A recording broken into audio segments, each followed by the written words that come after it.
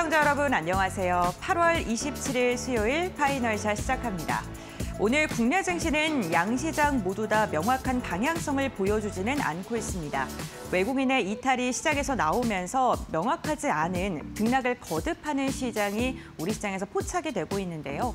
이러한 가운데서도 오늘 먹는 비만 치료제 관련된 기업들 그리고 조선 업종단에서는 강한 의미 있는 시세가 나오고 있습니다. 오늘 마켓 네이컷을 통해서도요, 조선과 관련된 이야기를 나눠보고자 하는데요. 최근에 한미 정상회담에서도 조선이 굉장히 중요한 역할을 했고요. 이어서 오늘도 긍정적인 소식이 조선 업종에서 들려오고 있습니다. 오늘 마켓 네이컷으로 저희가 선정한 사진은요, 한화오션이 건조한 장보고3 배치2 잠수함의 모습입니다. 이제 우리나라를 넘어서 세계에서도 활약을 할 준비를 하고 있는 잠수함인데 관련된 이야기 다음 장을 통해서 나눠보도록 하겠습니다. 한화와 HD현대가 손을 잡고요. 캐나다 잠수함 사업 결선행에 올라섰다고 합니다. 이 사업명은 CPSP라는 사업명이고요. 규모가 역대급 규모로 지금 추산이 되고 있습니다. 최대 60조 원인데요. 신조가 약 16조고요. 생애주기 그러니까 MRO를 포함해서 지금 60조가량으로 추산이 되고 있는 상황입니다. 총 12척가량이 투입이 될 것으로 보이고요. 3,000톤급으로 추산이 되고 있는 상황입니다. 이제 두 곳만 남아있는 상황인데요. 우리나라 원팀으로 가는 한화오션과 HD현대중공업 그리고 독일 기업이 있습니다. 지난해부터 지금 정보 요청서를 캐나다에서는 요청을 한 상황이고 총 25건의 제안서가 접수가 됐다고 하고요. 단 2곳만이 남아있는 상황입니다. 오늘 발표가 됐는데 이르면 내년에 최종 선정 기업이 발표가 된다고 하는데요. 과연 팀코리아가 다시금 좋은 소식을 들려줄지도 기대해 보시면 좋을 것 같습니다. 이번에 캐나다가요. 이렇게 발주에 대한 요청을 했을 때 어떤 부분을 강조했는지 다음 장을 통해서 이야기 나눠보겠습니다. 지금 우리나라의 강점은 당연히 빠르고 정확한 납기인 걸 다들 알고 계실 듯합니다. 그런데 이 캐나다 정부에서요. 납기를 강조한 것으로 알려지면서 우리나라에도 승산이 있지 않을까라는 긍정적인 전망이 나오고 있습니다. 지금 납기 목표는요. 2035년 선도를 할 것으로 좀 예상이 되고 있는데 모든 분들께서 잘 알고 계시는 것처럼 우리나라 정말 빠르고 정확한 납기를 지키는 걸로 유명하죠. 그러한 강점을 갖고 있는데 한화오션 같은 경우에 연간 2척이 동시에 건조가 가능하고요. 지금 공장을 증설하고 있는 게 완료가 된다면 5척까지로 가능할 것으로 보입니다. 그리고 HD현대중공업 같은 경우에도 2년에 1척씩 가능하기 때문에 지금 이러한 캐나다에서 원하는 정도의 납기는 가능할 것으로 예상이 되고 있고요. 특히나 앞서서 제가 사진으로 보여드렸던 것처럼 배치2, 그러니까 이봉참함에 지금 진수가 될 예정이고 배치1 같은 경우에는 현재 우리나라 해군에서 도입해서 사용을 하고 있습니다. 지금 우리나라가 캐나다 정부에 이제 요청을 한 기술력을 보게 된다면요. AIP 기술력, 그러니까 이 산소를 많이 이렇게 받아들이지 않더라도 수중에서 오래 이용을 할 수 있는 그런 기술력을 갖고 있고요. 리튬이온 배터리가 탑재가 돼서 3주가량 사용을 할 수 있다고 합니다. 수중 체류 자체가 굉장히 길고요. 여기에다가 수직 발사관 사용이 가능한 것 또한 강점으로 꼽히고 있습니다. 캐나다에 대한 극지 작전에 굉장히 맞춤화된 스펙을 지금 선보이고 있다고 하는데 과연 캐나다 정부가 우리나라를 선택할지는 조금 더 지켜봐야 될 것 같습니다. 만약 이렇게 수주가 성공하게 된다면 단순하게 한화나 HD현대뿐만 아니라 그 아래에 있는 체인 기업들까지 주목을 받을 수밖에 없을 것 같습니다. 지금 재래식 잠수함의 추진 체계 발전 현황을 보게 된다면요. 이러한 모양으로 생겼고요. 장보고 1대는 디젤 그리고 전기 그리고 납촉 전지만 들어갔다면요. 점점 더 발전을 해서 지금 우리가 납기를 요청을 하고 있는 그 납품을 요청하고 있는 배치2 같은 경우에는 디젤 전기에다가 리튬 이온 전지 그리고 AIP 연료 전지까지 적용이 되는 기술이라고 보시면 될 것 같습니다. 지금 서플라이 체인을 보게 된다면 우선 디젤 부분에서는 STX 엔진이 함께 협업을 할 예정이고요. 리튬이온 배터리에는 한화 에어로스페이스, 삼성 SDI 등이 이름을 올리고 있고 그리고 연료전지 부분에는 범한 퓨얼셀도 이름을 올리고 있습니다. 상장된 기업들의 주가가 오늘 굉장히 긍정적인 것 확인해 보시면 좋을 것 같고요. 이와 함께 만약에 납기가 선정이 된다고 하게 된다면 우리나라 이 관련된 기업들의 움직임 또한 긍정적일 수밖에 없다는 것도 기억해 주시면 좋을 것 같습니다. 특히나 이번에 주목을 하는 게요. 좀 변경된 부분에서 리튬이온 배터리가 탑재된다라는 부분 주목해 보시면 좋을 것 같은데요. 최초로 적용이 되는 거고요. 납축 전지와 비교했을 때 3주 이상의 수중 작전이 가능하다는 점, 그리고 충전 속도나 에너지 밀도는 훨씬 더 높고요. 소음이 낮다는 게 굉장히 좋은 강점이라고 합니다. 캐나다의 광역 작전에서 최적화될 수 있는 그런 배터리라고 하고요. 만약에 이번 조선 산업에서 이 배터리가 들어간 배가 만약에 납기가 확정이 되게 된다면 전고체나 ESS, LFP와 같은 배터리 산업 전반적으로의 산업의 가능성도 커질 수 있다는 것도 주목해 주시면 좋을 것 같습니다. 네, 이렇게 조선 관련된 기업들 긍정적인 소식이 이어지고 있는 가운데 어제 저희가 전해드렸던 소식이죠. 이재명 대통령이 트럼프 미국 대통령과 회담을 한 뒤에 이제는 필리조선소에 방문을 할 것이다라는 소식을 저희가 전해드렸었는데 필리조선소에 방문을 해서요. 지금 보시는 것처럼 엄지를 척 든 사진이 지금 이야기가 나오고 있는 상황입니다. 특히나 스테이트 오브 웨인호의 명명식에 참석을 해서 굉장히 다양한 언급을 한 것으로 알려져 있는데 마스가의 기적이 현실로 나타났다라는 표현을 하기도 했고요. 한미 조선 협력이 안보, 경제, 기술과 같은 동맹의 상징이다라고 표현을 하기도 했습니다. 단순히 조선 산업이 산업과 산업이 연결된 게 아니라요. 안보와 기술 그리고 우리나라와 미국의 외교의 전략을 상징하는 그러한 산업으로 자리매김했다라고 볼 수 있을 것 같습니다. 마스가에 대한 투자는요. 국내 조선 3사들도 점점 더 박차를 가하고 있습니다. 우선 오늘 하나오션에서 필리조선소에 7조가량의 투자를 발표를 했습니다. 인수 금액의 50배에 달하는 규모라고 하고요. 건조 능력을 무려 20척으로 확대한다고 합니다. 독 2기 그리고 암벽 3기 블록 생산 기지를 확충한다고 하는데 지금 이거 같은 경우는 물을 담아서 건조를 하는 그 건조 공간을 말하고요. 암벽 3기 같은 경우에는 마지막에 출항을 하기 전에 점검하는 그러한 기지를 뜻한다고 합니다. LNG 운반사 함정 건조를 준비하기 때문에 역시나 하나오션이 마스가에서 선도적인 역할을 할 것이다라는 그러한 분석이 많이 나오고 있고요. LG 현대중공업 같은 경우에도 어제 산업은행 그리고 미국에 있는 기업과 함께 펀드 MOU를 맺었다라는 소식이 전해졌었는데 이 부분 긍정적이고요. 미국 조선소를 인수하는 것은 물론이고 기자재에 투자를 하고요. 자율 운항과 AI 기술을 지속적으로 개발할 예정이라고 합니다. 특히나 필리핀 수빅 조선소를 장기 임차를 해서요. 유조선 건조에 착수한다고 하는데 앞으로 이 부분도 좀 주목을 해주시면 좋을 것 같고 어제 삼성중공업의 주가가 굉장히 좋았습니다. 비거마린과 MRO 사업에서의 파트너십을 맺었다라는 소식이 전해지면서 3사 중에 가장 늦게지만 그래도 MRO 산업에 진출한다라는 소식이 전해졌고요. 이로 인해 시장에서 큰 주목을 받았습니다. 연평균 수주가 4억 달러 규모로 지금 매출 기여에는 제한적일 것으로 보이는데 그럼에도 불구하고 MRO 파트너십을 체결했다라는 것만으로도 긍정적으로 평가를 할 수 있을 것 같습니다. 조선 관련된 업종이 최근 들어서 수주와 관련된 소식을 이어서 이제는 앞으로 더 나아가 이제 다양한 산업분들로의 확산을 좀 준비하고 있는 듯합니다. 조선 산업이 글로벌 시장에서 백고동을 울리고 있는 만큼 이제는 방산 산업 그리고 배터리 산업까지도 매기세가 확산시킬 수 있을지 이 부분도 함께 주목을 해보시면 좋을 것 같습니다. 네, 이렇게 마켓 A컷 마무리하도록 하고요. 오늘 우리 시장 어떻게 움직이고 있는지도 확인해 보도록 하겠습니다. 김윤주 아나운서가 전해드립니다. 네, 시황센터입니다. 우리 시장 2시 9분 구간을 지나고 있는데요. 오늘 양시장은 지지부진한 움직임을 보이는 가운데 그 안에서 그래도 조선주가 강세 탄력을 강하게 받고 있는 모습 보여주고 있습니다.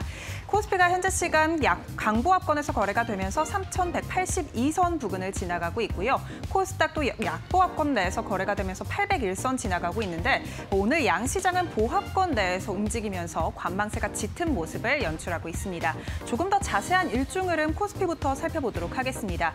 오늘 코스피가 장 시작 직후에 낙폭을 키우면서 3,170선도 무너지기도 했는데요. 다만 그래도 이 낙폭을 조금은 줄이면서 현재 시간 기준으로 3,180선 부근에서 횡보하는 모습을 보여주고 있고요. 3,182선을 지나가고 있습니다.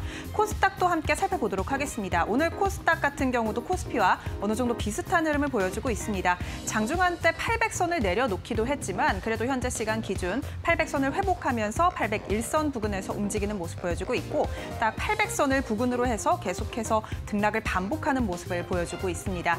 이렇게 일중 흐름까지 살펴봤는데 시가총액 상위 종목들의 흐름 통해서 조금 더 자세하게 짚어보도록 하겠습니다. 코스피 1위부터 5위권 열어보시죠. 수급 상황부터 살펴보면 일단 외국인과 기관의 순매도 기조가 장 초반부터 지금까지 이어지고 있습니다. 오늘 양시장의 외국인과 기관의 쌍끌이 매도세가 포착되고 있는데 외국인 같은 경우 현재 시간 3천억 원 넘게 강하게 팔고 있는 모습 체크가 되고 있고 기관 같은 경우는 그래도 매도폭을 소폭 줄이면서 현재 시간 100억 원가량 팔고 있습니다. 개인만이 2천억가량 사들이고 있고요. 코스닥 시장도 함께 살펴보도록 하겠습니다. 오늘 코스닥도 비슷한 매매 동향입니다. 외국인과 기관의 쌍끌이 매도세가 관측이 되고 있는데 그래도 기관이 매도폭을 줄여줬다라는 점은 긍정적이고요. 100억 원가량 기관 팔고 있는 가운데 외국인이 1,000억 원가량 팔고 있습니다. 개인이 1,300억가량 코스닥 시장 담아내고 있는데 오늘 양시장은 개인만이 담아내고 있다라는 점이 체크 포인트가 될 것 같습니다. 시가총액 상위 종목들의 흐름 조금 더 자세하게 짚어보도록 하겠습니다. 코스피 시장 1위부터 5위권인데요. 일단 삼성전자가 0.5%가량 오르면서 7650원 선 지나가고 있고요. SK하이닉스가 오늘 0.96%가량 약 1%가량 하락하면서 삼성전자와 차별화된 흐름을 가져가고 있습니다. SK하이닉스 25만 9천 원 선 지나가고 있고요. LG에너지솔루션이 1% 넘게 하락하면서 37만 3,500원 선 거래되고 있습니다. 삼성바이오로직스는 0.1%가량 강보합권 내에서 거래되고 있네요. 오늘 전반적으로 시총 1위부터 5위권 안에서는 혼조세 흐름을 보이고 있는데 6위부터 10위권도 바로 열어보도록 하겠습니다. 오늘 6위부터 10위권 안에서 가장 특징적인 점은 HD 현대중공업입니다. 현재 시간 기준으로도 7% 넘게 튀어오르는 모습 보여주고 있는데요. 이 마스가 협력 기대감 계속해서 커지고 있습니다. 한화가 필리조선소에 7조가량을 더 투자한다라는 소식이 나옴에 따라서 한국과 미국의 협력, 조선협력에 대한 기대감이 계속해서 커지고 있는 상황이고요. 여기에 더해서 캐나다 잠수함 호재까지 오늘 나오면서 매수세가 강하게 들어오고 있습니다. HD 현대중공업 50만 1,000원 선 지나가고 있습니다. 이외에 종목들 전반적으로 빨간불 켜고 있는 가운데 한화 에어로스페이스만 소폭 하락입니다. 0.44%가량 하락하면서 89만 7,000원 선 지나가고 있습니다. 코스닥 시가총액 상위 종목도 함께 살펴보도록 하겠습니다. 1위부터는 5위권입니다. 1위부터 5위권 안에서 펩트론만이 2%대 강세고요. 나머지 종목은 일제히 하락입니다. 펩트론 같은 경우에는 먹는 비만 치료제, 경구용 비만 치료제가 오늘 시장의 주목을 받으면서 함께 주목을 받아가고 있는 것으로 파악되고 있고요. 32만 원 선 지나가고 있습니다. 알테오제는 4% 넘게 하락하는 모습 특징적인데 42만 4,500원 선 현재 거래가 되고 있고요.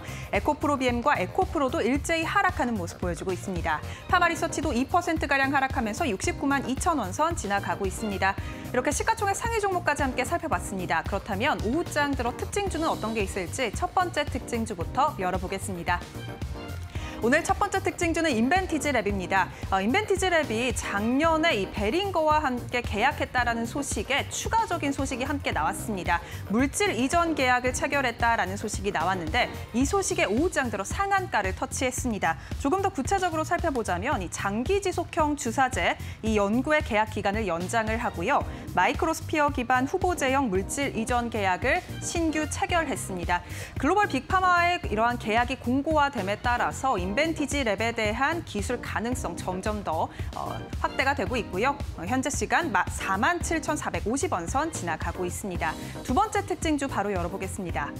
오늘 두 번째 특징주는 범한 퓨얼셀입니다. 범한 퓨얼셀이 이 HD 현대중공업과 하나오션이 캐나다 잠수함 60조 원 가량이 될 것이라고 예상되고 있는데 이 잠수함의 최종 결선에 진출했다라는 소식에 따라 관련 수혜주로 부각되면서 오늘 급등하고 있습니다.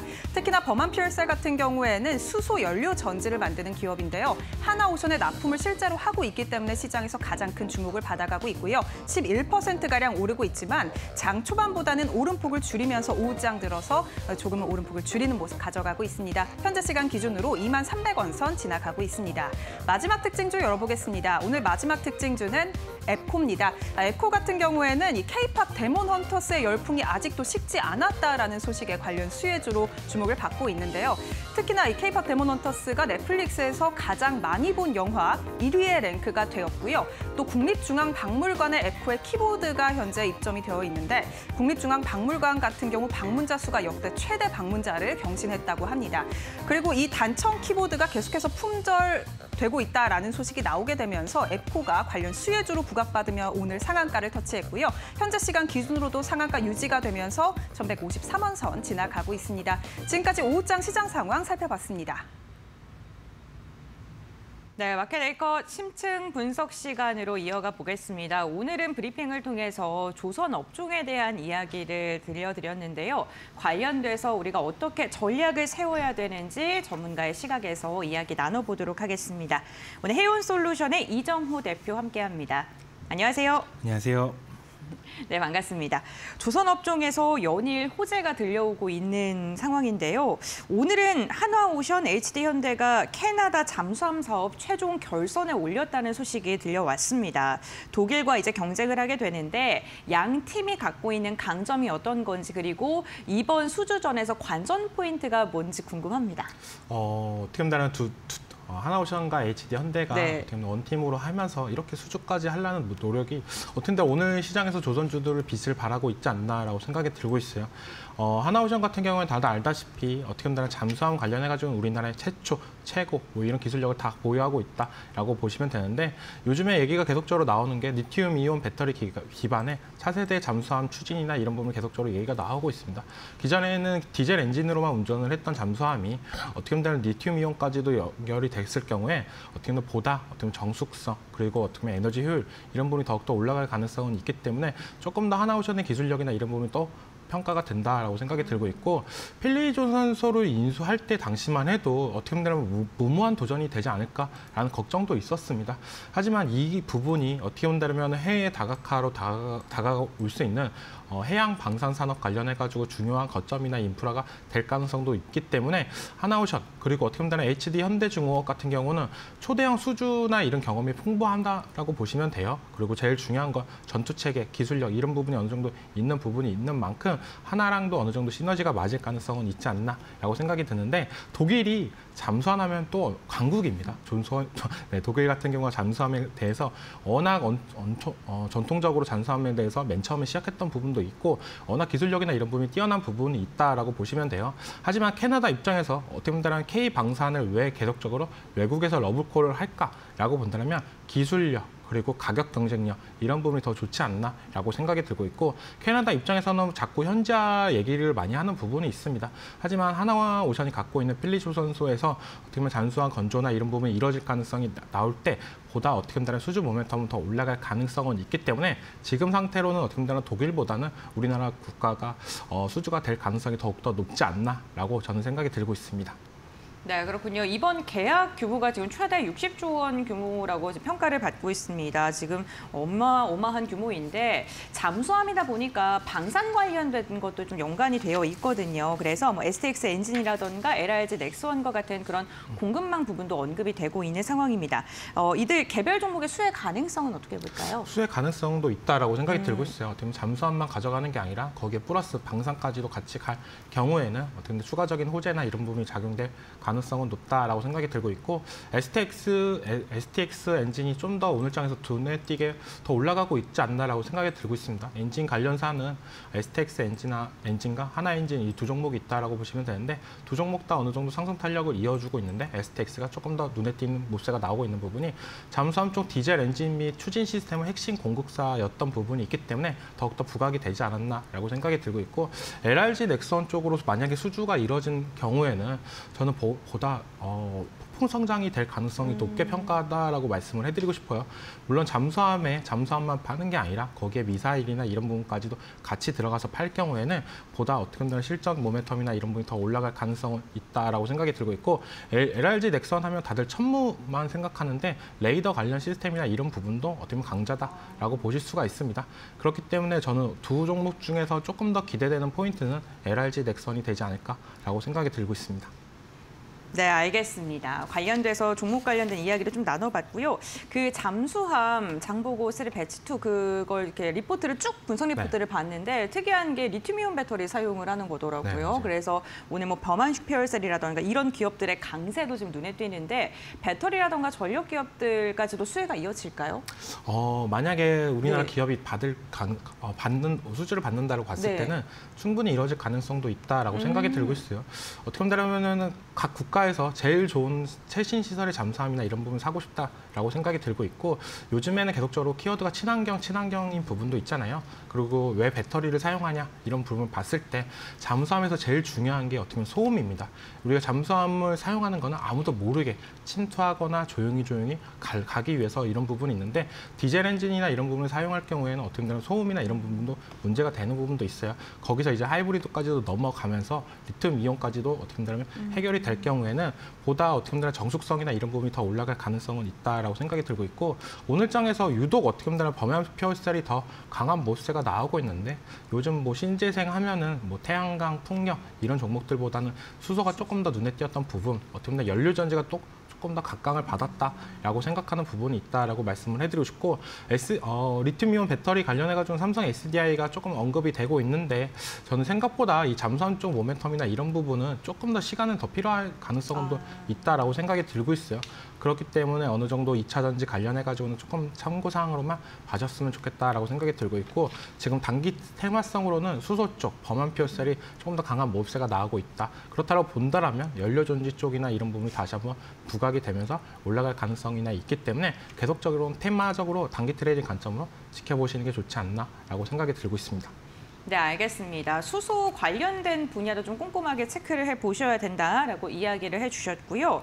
그 전투체계 그리고 무기체계 연결되는 방산 기업들도 몇 가지가 있었습니다. 네. 그럼 이 방산주들의 밸류에이션 리레이팅 여지를 어느 정도 보고 계시는지도 궁금합니다. 엄청 크다라고 생각이 들고 있어요. 네. 왜냐하면 기존에 우리가 납품을 했던 부분은 뭐 하나 에어로스페이스나 뭐 현대로템이나 LRG 넥슨은 기존에 육상 부대였습니다. 네, 육상 부대였는데 이젠 이게 해상까지도 펼쳐진다고 봤을 때는 보다 어떻게 본다면은 폭넓게 진행될 가능성도 있다라고 생각이 들고 있고 이뿐만 아니라 우리나라 어떻게 보면 아까도 얘기했다시피 LRG 넥슨이 무기 체제나 아니면 이런 전시 체제나 이런 부분에 레이더 관련해 가지고도 성능이나 아니면 기술력적으로 유의가 있는 부분이 있기 때문에 만약에 납품된다라고 봤을 때는 이게 어떻게 보면 긍정적인 포인트가 될 가능성도 높다라고 생각이 들고 있어요. 전체에 다 들어가는 거 아니라 어떻게 일부분만 조금만 드러나도 어느 정도 편의성이나 이런 부분이 다 호환되게 가야 되는 부분이 있습니다. 그러니까 전시체계나 이런 부분이 제일 중요한 게 뭐냐? 처음에 들어가기가 엄청나게 힘들어요. 왜냐면 잠수함에서 통신을 이렇게 쏴주는데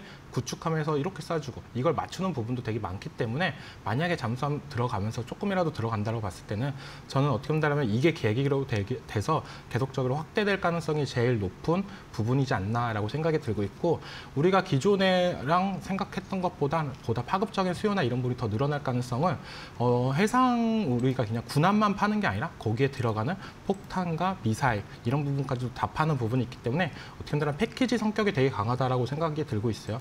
그렇기 때문에 어떻게 본다면 우리 무기를 사주는 입장에서는 보다 어떻게 보면 가격 경쟁력이나 이런 부분이 더욱더 올라갈 가능성은 있기 때문에 보다 적극적으로 이렇게 언급을 하면서 방산까지도 같이 가는 게 좋지 않나라고 생각이 들고 있습니다.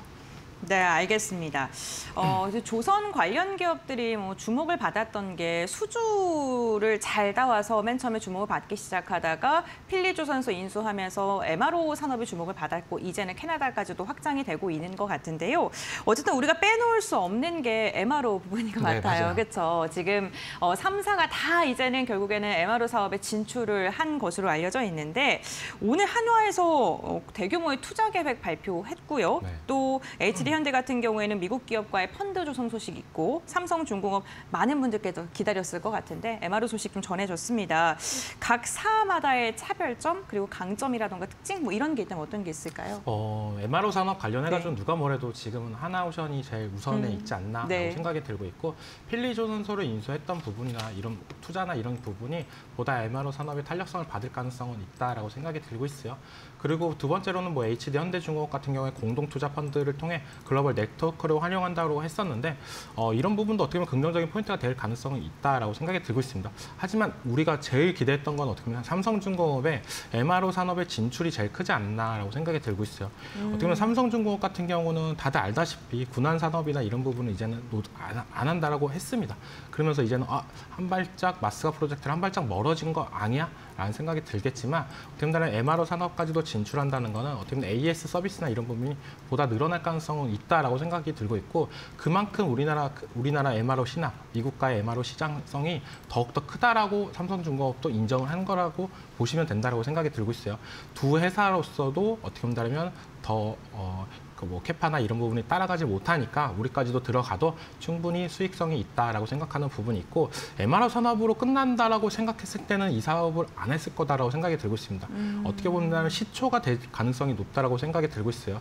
뭐냐면 군함 수주나 이런 부분이 더 우회에 있다라고 볼 수가 있고 MRO 산업이나 이런 부분은 기존에 어떻게 보면 노후와 배를 정비를 하는 부분이 더 크다라고 볼 수가 있습니다. 그러면서 어떻게 본다면은 각 나라의 어떻게 보면 함정의 특성이나 이런 부분을 더 배울 수 있는 부분도 있고 만약에 우리가 다시 한번 군함 수주나 이런 부분을 받을 때 보다 편하게 어떻게 본다면은 더 개선된 모습대로 만들어서 납품을 할 수 있기 때문에 이 MRO 산업으로만 끝나면 안 된다라고 저는 생각이 들고 있고 그 다음까지도 노리면서 하는 어떻게 보면 일종의 AS 서비스이지 않나. 이게 잘 돼야 그 다음 군함 수주까지도 이루어질 가능성. 군함 수주가 일어나고 그 다음에 또 다시 MRO로 돌아가는 선순환 구조가 계속적으로 이루어질 가능성이 있기 때문에 이 MRO 산업을 결코 무시하면 안 되지 않나라고 생각이 들고 있습니다. 네, 알겠습니다. 저희가 대형사 이야기를 나누고 있는데 그 아래에 있는 계열사, 뭐 중소형 딴에서도 좀 주목을 해봐야 된다라는 그러한 전문가들의 의견도 계속 나오고 있는 상황입니다. 지금 한 언론사에서 보도가 나왔는데 HD 현대 미포가 조선해양 부분 계열사 간의 합병을 추진한다라는 소식이 전해지기도 했습니다. 지금 이제 HD 현대 측에서 공식적인 입장이 나온 건 아닙니다만 만약에 이게 진행되게 된다면 어떠한 여파, 파급 효과가 있을까요? 어느 정도 인건비 절감이나 이런 부분에 있어서 아니면 회사의 속도나 이런 부분이 더욱더 될 가능성은 있다라고 생각이 들고 있어요. HD 현대그룹은 다들 알다시피 어떻게 보면 조선 쪽에 약간의 특화된 모세가 있는데 이게 계열사로 약간 분리된 모세가 많이 일어납니다. 현대미포 그리고 HD 현대중공업, HD 한국조선해양 어떻게 보면 다수의 기업들이 상장이 돼 있는 부분도 있고 이런 부분에 있어서 어느 정도 계열사 간의 시너지를 더 극대화하기 위해서 나왔던 부분이 있기 때문에 어떻게 본다면 집중적으로 더 조선에 대해서 적극적으로 투자할 거다. 라고 저는 생각이 드는 부분만큼 보다 조금 더 지켜볼 필요는 있지 않나라고 생각이 들고 있습니다. 네, 알겠습니다. 계속해서 이제 조선 업계에서도 시너지를 내기 위해 다양한 이야기를 하고 있는데 우선 회사 측의 입장도 좀 기다려봐야 될 것 같긴 합니다. 지금 조선 관련된 기업이 사실 최근에 주목을 받기 시작했던 게 수주 때문이에요. 결국에는 돈을 벌어다 오니까 이로 인해 주목을 받은 건데 그렇게 된다면 결국에는 기자재 업종들까지 수혜가 기대될 수밖에 없고 기자재 업종의 탄력이 더 좋긴 하거든요. 네, 관련해서 어떠한 종목 보고 계실까요? 아까도 계속적으로 언급해드렸는데 방산 쪽이 조금 눈에 간다고 생각이 들고 있어요. 네. 왜냐하면 기존 기자재 관련 종목들, LNG 관련 밸류체인이나 아니면 또 피팅 밸 분야 약간 이런 부분 다 계속적으로 얘기가 나오고 있는 부분이 다 안다라고 생각이 들고 있는데 방산은 이제 시작을 할 수도 있지 않나라고 생각하는 부분이 크기 때문에 보다 LLG 넥선 쪽으로 이번에 어떻게 본다면 함정 플러스 어떻게 보면 미사일까지도 수출하는 모멘텀이 나와준다고 봤을 때는 보다 모멘텀이나 이런 부분이 더 나을 가능성은 있다라고 생각하는 부분이 있기 때문에 LRG 넥선이 요즘에 방산 관련해가지고 많이 주춤했다라고 생각이 들고 있어요. 그리고 오늘 장에서도 어떻게 본다면 시장의 관심을 조금 놓아놓고 있지 않나. LRG 넥선 같은 경우 방산 갈 때 방산 가는 거냐 이렇게 인식이 돼 있는데 이번에 어떻게 본다면 수주 모멘텀이나 이런 부분이 잘 엮여서 만약에 받는다라고 봤을 때는 이제는 조선이 가도 LRG 넥선이 오르고 이제는 방산이 가도 LRG 넥선이 오르고 이런 부분이 될 가능성이 있다라고 생각하는 부분이 있기 때문에 저는 이 무기체제나 이런 부분에 대해서는 어떻게 본다면 처음에 들어가긴 어렵겠지만 보다 들어간다면 확산세나 이런 부분이 더욱더 커질 가능성은 있기 때문에 LRG 넥선을 조금 더 중점으로 봤으면 좋겠다라고 말씀을 해드리고 싶고 그다음에 또 기자재 관련해서 빠지면 섭하는데 LNG 밸류체인 관련해가지고 세진중공업을 제일 높게 평가하고 있다라고 말씀을 해드리고 싶어요. 우리가 피팅 밸브, 기자재, 보냉재 이런 종목들은 경쟁사가 다 있다라고 볼 수가 있는데 이 세진중공업 같은 경우에 LNG 탱크 관련해가지고는 글로벌 1위인 부분이 있고 상장사 중에서는 유일하게 세진중공업밖에 없기 때문에 어떻게 보면 수주 모멘텀이나 이런 부분이 직접적으로 계속적으로 탄력적으로 받을 가능성이 높다. 3사가 수주를 받아도 어차피 세진중공업이 탱크를 만들 가능성은 높기 때문에 보다 어떻게 보면 LNG 수혜를 제일 많이 가능성이 있다라고 말씀을 해드리겠습니다. 네, 알겠습니다. LRG 넥선이 기자재 쪽에서 언급이 되다니 또 새롭네요. 조선 방산 에너지 기자재 전반적으로 조선에서 시작해서 점점 더 파이가 커지는 느낌입니다. 만약에 투자들 입장에서 포트폴리오를 구성한다면 어떤 식으로 구성하면 좋을까요? 전 조선 방산 쪽에 조금 더 집중됐으면 좋겠다라고 생각이 들고 있어요. 우리가 과거에도 봤다시피 기자재보다는 어떻게 본다면 하나오션, HD 현대중공업 이런 종목들이 탄력성이 더 좋게 계속적으로 꾸준하게 우상향이 됐던 모습세가 있기 때문에 이쪽의 비중을 더 50% 정도를 생각하셨으면 좋겠다라고 생각이 들고 있고, 이 에너지 관련해가지고 A가 나왔던 종목들, 뭐 두산 피어셀과 범양 피어셀 이런 종목들은 아직까지도 중장기 관점으로 봐야 되기 때문에 비중을 한 20%, 그리고 나머지 기자재 쪽은 30% 정도를 보시면서 보다 어떻게 보면 조선 관련해가지고 포트폴리오를 분산하는 게 저는 보다 낫지 않나. 어떻게 보면 그것도 너무 싫다라고 하시는 분들은 어떻게 보면 조선과 방산 쪽, 차라리 하나오션 아니면 HD 현대중공 이쪽을 나눠서 하시는 것도 현명한 투자가 될 가능성은 있다라고 생각이 들고 있습니다. 네, 알겠습니다. 이렇게 포트폴리오 전략까지 함께 세워봤고요. 조선주들 최근에 긍정적인 소식과 함께 주가도 레벨업 계속하고 있는데 앞으로의 추이로 저희 함께 지켜봐 주시면 좋을 것 같습니다. 대표님과의 말씀 여기까지 나누겠습니다. 오늘 말씀 고맙습니다.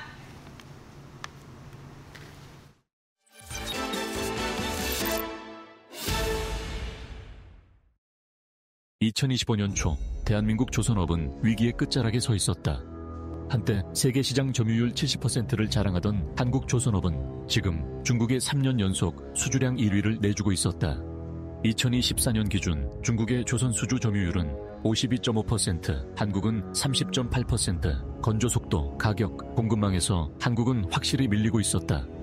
중국은 국영 조선소를 앞세워 규모의 경제를 실현했고, 국가 보조금과 자재 내재화, 초대형 블록 모듈 생산으로 한국이 따라갈 수 없는 속도와 단가를 만들어냈다.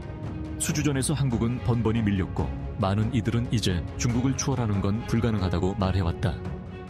요즘 조선업밖에 잘 나가는 게 없다, 뭐 이런 지금 이제 평가가 나올 정도로 뭐 상당히 외형적으로는 훌륭한데요. 사실은 23년도부터 우리나라 점유율이 굉장히 빠르게 떨어지기 시작을 했습니다. 그래서 23년, 24년에는 사실 뭐 거의 그 중국의 거의 독점화가 진행되는 거 아니냐 하는 우려가 나올 정도로 이제 사실 심각한 정도의 그 수주 상황을 보였는데, 돌파구가 열린 것은 한미 무역 협상 테이블에서였다. 미국이 한국 제품에 25% 고율 관세 부과를 검토하던 순간 한국은 방역 카드를 꺼냈다. 바로 마스카. 미국 조선업 부활을 돕는 대신 한국은 관세 면제를 받는 전략적 제안이었다. 마스카는 단순한 협정이 아니었다. 200조 원 규모의 패키지에는 미국 내 신규 조선소 설립, 조선 인력 공동교육, 기술 및 부품 이전, 미 해군 함정 정비 프로젝트 수주, 한국은 기술과 노하우를, 미국은 시장과 정치적 기반을 제공하기로 한 공동 조선 생태계 건설의 시작이었다. 미국 측에서도 그런 부분에 대해서는 굉장히 적극적입니다. 미국 측에서 우리 미국제 군함 건조라든 이런 이슈에 대해서 오히려 더 적극적일 정도로 지금 하는 상황이라 미국의 협조가 굉장히 긴밀하게 되고 있다는 점을 말씀을 드리고요. 미국과 한국이 가장 협력을 하고 한국이 미국을 도와줄 수 있는 게 바로 이런 조선업 분야입니다.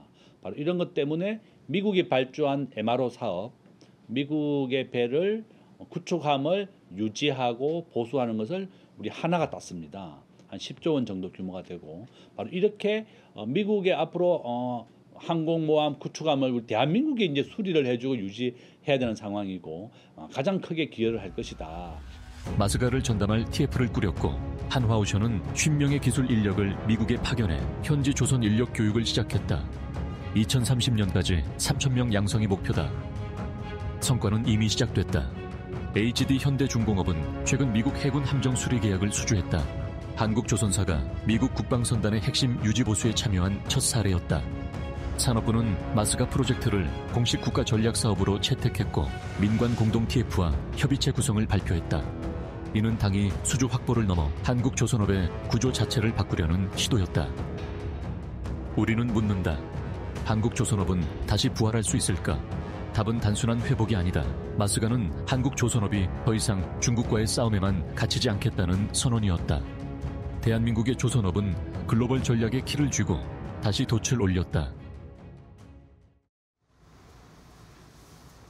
네, 시청자 여러분 안녕하십니까? 신민영입니다. 수요일에 파이널샷 함께하고 계십니다. 이번에는 종목별로 이슈들 정확히 체크해보시면 좋을 것 같네요. 첫 번째 이슈, 맞서도 살펴보셨지만 조선주 이슈 짧게 체크해보도록 하겠습니다. 본 게임은 이제부터 시작이라는 이야기가 들려오는데, 오늘 조선주가 다시금 반등을 하고 있죠. 오늘 조선주를 움직이고 있는 뉴스 헤드라인 좀 점검해보자면, 일단 이재명 대통령이 한화 필리조선소를 사찰하면서 미국 최고의 조선소로 거듭날 것이다라는 이야기를 했습니다. 그리고 이제 한화가 한미 조선 협력 상징인 힐리조선소에 7조 원을 투자하기로 했죠. 이제 선박 건조 능력을 20배 가까이 끌어올린다라고 하는데 마스카 프로젝트가 본격적으로 닻을 올렸다라는 평가가 나옵니다. 뿐만 아니라 한화오션과 HD 현대중공업이 캐나다 60조 규모의 잠수함 사업에 최종 후보로 선정이 됐는데 캐나다 정부가 내년께 최종 사업자를 선정할 것으로 보이고요. 단일 계약치고는 가장 큰 규모의 계약이 될 것으로 보이면서 기대감 불러일으키고 있습니다. 이번에 정상회담을 계기로 조선 분야의 MOU 체결 내용들도 주목을 받아가고 있는데 특히나 삼성중공업이 비거 마린그룹과 계약을 체결했습니다. 미국 해군 MRO 역량 강화 관련한 협력을 체결하면서 이제 우리나라 조선 3사 모두 미국 해군 MRO 관련 사업에 진출하게 됐다라는 점에 또 시장은 주목을 하고 있는 상황입니다. 미국 오늘 조선주 흐름 함께 살펴보도록 하겠습니다. 네, 오늘 HD 현대, 미포, 삼성중공업, 한화오션까지 일제히 급등하는 흐름 나타나고 있고요. 그리고 조선 기자재 쪽에서도 대양전기공업 11% 이상 오르면서 3만 원 선 돌파를 시도하고 있습니다. 1승의 경우에도 6%대 탄력 받아가면서 6천 원 선에 거래 이어나가는 모습입니다. 이어서 다음 이슈 함께 체크해 보시죠. 엔비디아의 실적이 이제 내일 공개가 됩니다. 새벽에 확인을 할 수 있을 텐데요. 미국 장 마감 후에 나오게 됩니다. 이번 달 들어서 대형 기술주들의 흐름이 좀 부진했었죠. AI 거품론이 다시 불거졌기 때문인데 이번에 엔비디아 실적 발표를 두고 주가의 방향성이 어디로 잡힐지 시장이 주목을 하고 있습니다. 평균적으로 봤을 때 엔비디아의 실적 발표일에는 주가 변동폭이 지난 12개 분기 평균으로 봤을 때 7.7%의 변동폭을 보였습니다. 7.7% 오르거나 내리는 그런 급락하거나 급등하는 흐름이 연출이 됐었죠. 이번 분기에도 약 6%대 오름세나 내림세가 있을 거로 시장에서 예상을 하고 있는데 그래도 로이터에 따르면 회사가 조금 더 성숙해지고 투자자들이 익숙해지면서 엔비디아의 실적과 주가 움직임을 예측하는 데 조금 더 익숙해졌다라는 평가가 나오기도 했습니다. 이번 엔비디아 실적에는 체크 포인트 크게 두 개로 볼 수 있겠습니다. 먼저 AI 관련주들의 방향성인데요. 이번 실적이 시장의 기대치를 상회하게 된다면 타격을 좀 입었었던 이 투기적 성격의 AI 관련주들이 다시금 꿈틀거릴 수 있을 것으로 시장에서 기대를 좀 하고 있습니다. 뿐만 아니라 최근에 발표된 미국 정부와의 AI 칩 중국 판매분 수익 공유 합의에 관련해서 엔비디아 향후 실적 전망에 미칠 잠재적 영향도 주목해 볼 만한 포인트입니다. 앞으로의 실적 가이던스에서 이러한 영향이 얼마나 반영될지도 함께 체크해 보시면 좋을 것 같습니다. 오늘 반도체주들 전반은 좀 관망하는 흐름 나타나고 있습니다. 뚜렷한 방향성은 나타나지 않고 있는 모습이고요. 그래도 삼성전자와 리노공업 같은 종목들이 빨간불을 켜주고 있습니다. HPSP는 약 보합권, 한미반도체도 0.5%대 약세 흐름 보이고 있고요. SK하이닉스도 1% 정도 조정을 받아가면서 25만 9천 원 선에 거래되는 모습입니다. 이어서 다음 이슈로 넘어가 보겠습니다. 네, 남북 경협에 대해서 이제 남북 경협의 재개 가능성이 얼마나 될까라는 걸 시장에서 좀 주목을 하고 있는 모습인데 트럼프가 김정은 올해 만나고 싶다, 보고 싶다라는 이야기를 하면서 올해 안에 만날 수 있을 것 같은데 우리나라가 포함될 것이냐가 또 시장의 관전 포인트입니다. 정상회담에서 이제 이 대통령이 김정은을 만나달라라고 이야기를 했고 트럼프는 매우 좋은 일이라고 생각한다, 추진해 보겠다라는 이야기를 한 바 있었죠. 이번 정부 들어서 대북 유화책도 계속 주목이 되고 있습니다. 특히 대북 방송을 중단했습니다. 대북 확성기 중단 및 철거 이슈가 있었고 9.19 군사합의 관련해서도 복원 선언이 있었습니다. 그리고 국무회의 발언 중에 남북 상호 간의 신뢰가 회복될 것이다라고 이야기를 했는데 이를 두고 또 북한 측에서는 강하게 반발을 하기도 했습니다. 김정은의 여동생인 김여정 북한 노동당 부부장은 이러한 대통령의 발언을 두고 마디마디, 조항조항이 망상이고 개꿈이다라고 이야기를 하기도 했습니다. 그리고 오늘자 또 논평이 있었는데 북한 조선중앙통신에서 우리나라와 미국과의 정상회담 중에 비핵화 관련 협력이 있을 것이라는 이 대통령의 발언을 두고 비핵화 망상증에 걸린 위선자의 정체가 드러났다라는 제목의 논평을 실었고요. 이 우리나라가 또 핵 정책을 북한에 대한 핵 정책을 좀 바뀌는 것을 보기 위해서는 조선의 정치 군사적인 환경이 변화해야 한다라고 또 지적을 하기도 했습니다. 이렇게 바라보면 앞으로의 관전 포인트는 아무래도 북한의 태도가 될 것으로 보이는데요. 남북 경협 관련주들은 오늘 또 꿈틀거리는 모습입니다. 제형 솔루텍이 6%대 급등세 가져가고 있고요. 일신석재의 경우에도 강보합권 흐름 나타내고 있습니다. 장 초반 대비해서는 탄력 크게 또 떨어지는 모습 보이고 있고요. 아난티의 경우 하락 전환하면서 9,600원 선 지나가고 있습니다. 좋은 사람들과 인티F의 경우에도 장중에 하락 전환했다는 점 함께 체크해 보시죠. 이어서 마지막 이슈로 넘어가 보겠습니다. 원전주도 오늘 다시 반등하는 흐름 나타나고 있는데 원전주 이슈도 함께 빠르게 체크해 보시면 일단 한미 정상회담 이후에 있었던 라운드 테이블에서 원자력 분야의 MOU 체결이 이렇게 4건이나 있었습니다. 특히 두산 에너빌리티의 경우에는 페르미 아메리카와 AI 캠퍼스 원전 기자재 제작 협력을 체결했고 특히나 또 운영 협력까지 체결했다라는 소식 또 시장에서 오늘 반영이 되어가고 있는 모습입니다. 이렇게 미국 기업들과 잇따라 파트너십을 체결했고요. 또 한수원이 포스코 인터내셔널과 함께 미국 현지에서 원전에 필요한 농축 우라늄 공급망을 확보했다라는 소식에 원전에 대한 기대감 다시금 불러일으키고 있는 모습입니다. 그리고 정부 차원에서 미국 에너지부와 한수원의 웨스팅하우스 관련해서 불공정 합의 개정안이 재개정될 수 있다라는 가능성도 시사를 했는데 특히나 이 개정안과 관련해서 관련 논의가 더 있을 것이라는 보도가 나오면서 오늘 원전주 분위기도 반전이 되는 모습이죠. 함께 시세 체크해 보시죠. 원일 TNI가 10% 가까운 급등세를 장중에 유지를 해주고 있는 모습입니다. 22,000원 선 거래되고 있고요. 한택의 경우에도 오늘 흐름 돋보입니다. 5만 원 선 위를 돌파 시도하고 있는 모습입니다. 성광밴드도 3%대 강세 탄력 받아가고 있고요. 현대건설과 두산에너빌리티도 동반해서 강세 흐름 나타나고 있다는 점, 이 장 막판까지 이어질 수 있을지도 함께 지켜보시면 좋겠습니다. 네, 이렇게 해서 오늘의 주요 이슈들 그리고 종목들의 흐름 점검해 보셨고요. 이번에는 전문가 전화 연결 통해서 보다 자세한 의견 들어보겠습니다. SK증권 서용훈 차장 연결되어 있습니다. 차장님 안녕하세요. 네, 안녕하세요. 네, 오늘의 특징주들 점검해 보고 있는데요. 어떤 종목 눈여겨보고 계십니까? 네, 우선 첫 번째로는 HD 현대미포 좀 볼 수 있을 것 같습니다. 지금 현재 조선 쪽에 대한 흐름들이 어제 생각보다 좀 강세를 못 보였다가 오늘 다시 한번 좀 수급들이 좀 들어오는 모습들이 좀 나타나주고 있다라고 말씀드릴 수 있겠고요. 조선업종 전반적으로 좀 좋은 흐름들이 나타나주고 있지만 현대미포 같은 경우 두산비나 인수와 관련해서 좀 모멘텀을 좀 받다 보니까 미국 조선업계에 대한 이슈와 더불어 지금 인수에 대한 기대감으로 좀 수급들이 계속해서 좀 들어오고 있다라고 좀 볼 수 있겠습니다. 이로 인해서 조선주에 대한 하반기 전망들은 계속해서 좀 밝게 좀 지켜볼 수 있는 부분들이 좀 되지 않을까라는 생각을 하고 있고요. HD 현대미포 같은 경우에는 최근에 이제 뉴질랜드의 키위레일과 있었던 계약에 있어서 승소를 하면서 위약금까지 수령을 하면서 실적에 대한 개선세는 좀 더 하반기에 좀 뚜렷해질 것으로 예상이 좀 되고 있습니다. 물론 좀 단발성 이슈라고도 볼 수 있겠습니다만 조선 업종과 업황에 대한 긍정적인 시각이 계속 이어지고 있다라는 점을 감안해 본다라면 오늘 상승이 앞으로의 좀 추가 상승을 좀 기대해 볼 수 있지 않을까라고 좀 판단을 하고 있고요. 두 번째 특징주로는 텔코나랩 제약을 좀 말씀드릴 수 있을 것 같습니다. 상당히 좀 강한 상승을 좀 보여왔죠. 무상증자에 대한 이슈로 인해서 상승세가 이어졌고 오늘 좀 이제 장 초반에는 좀 강세를 끝까지 보였다가 거래가 터지면서 좀 윗꼬리가 좀 달리는 모습입니다.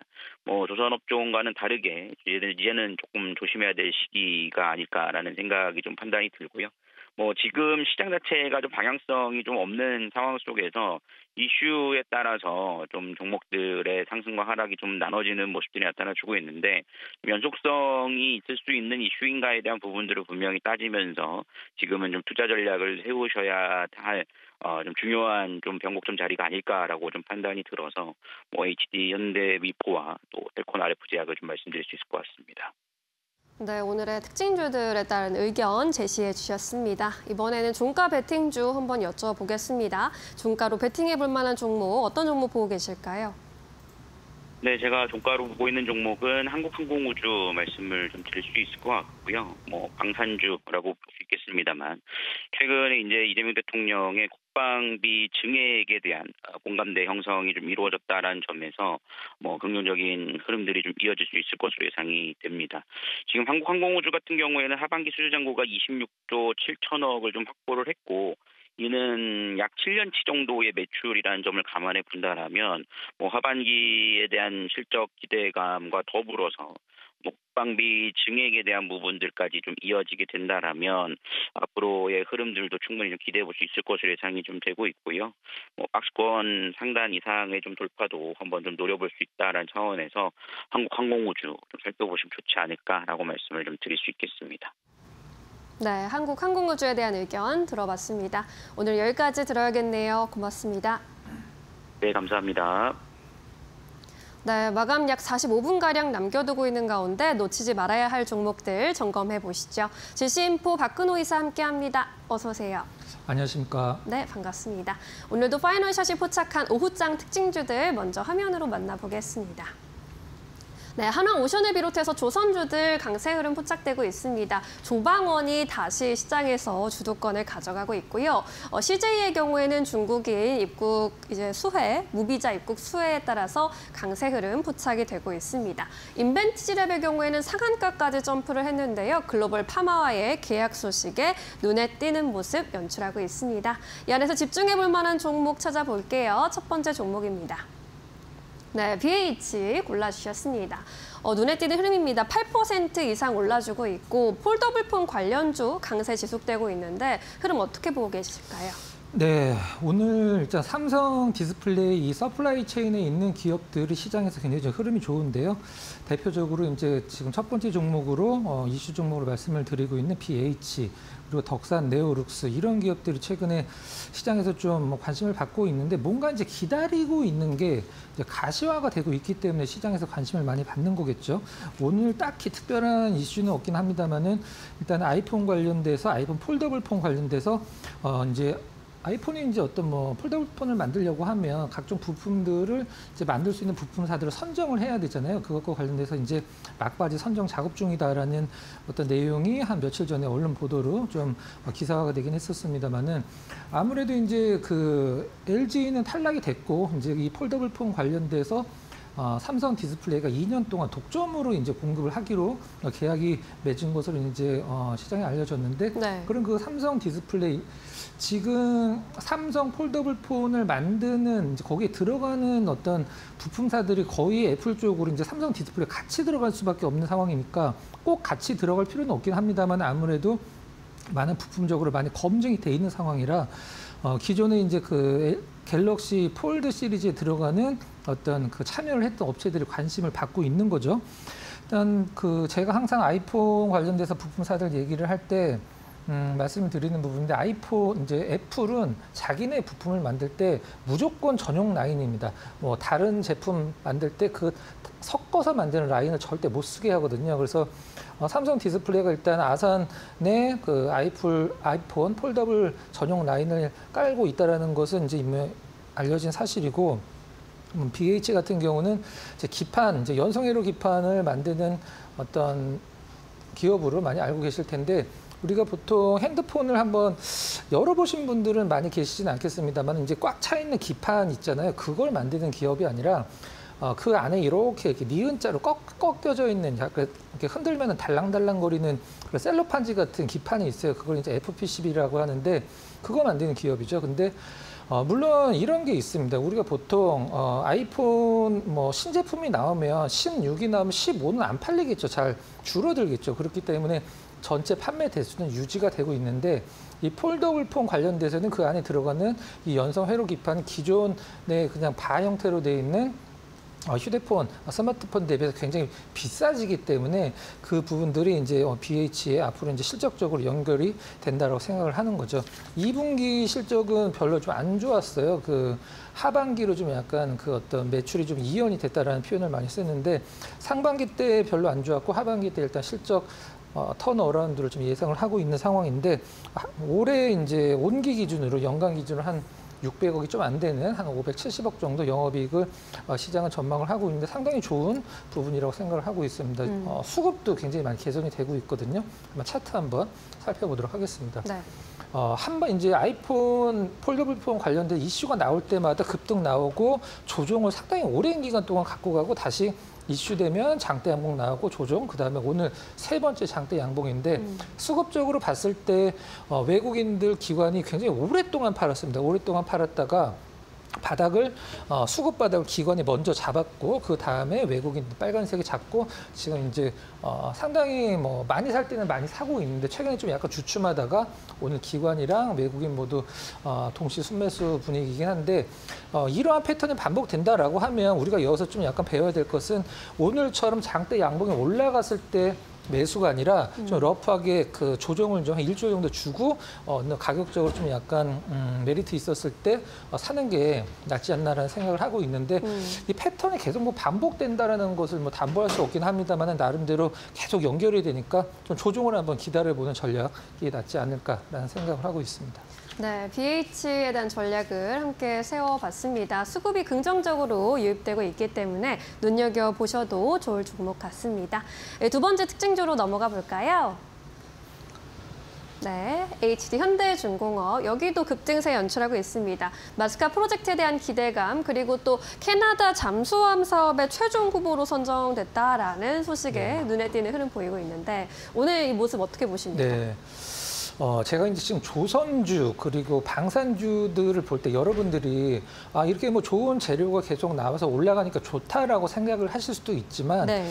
제가 좀 약간 반대되는 얘기를 한번 말씀드려보도록 할게요. 이런 재료가 나왔을 때만 움직인다라는 것은 사실 과거의 조선주들이 특별한 이유가 이슈가 안 나왔을 때도 상당히 상승세가 좋았었거든요. 근데 최근에 이 조선주와 방산주를 봤을 때는 뭔가 움직일 수 있는 재료가 나와야지만 올라간다라는 흐름이 과거와는 좀 약간 많이 다른 흐름이죠. 그 부분들은 일단 여러분들이 뭐 어떤 투자자들의 성향마다 좀 다르게 해석을 할 수도 있는 부분인데 그 부분은 이제 조금 더 생각을 많이 해봐야 되는 부분이라고 생각을 하고 있고요. 오늘 하루 종일 이 얘기를 아마 뭐 방송에서 많이 들으셨을 거예요. 뭐 현대중공업, 뭐 하나오시오 원팀으로 이제 어떤 수주전에 참여를 해서 독일이랑 이제 두 나라만 남았죠.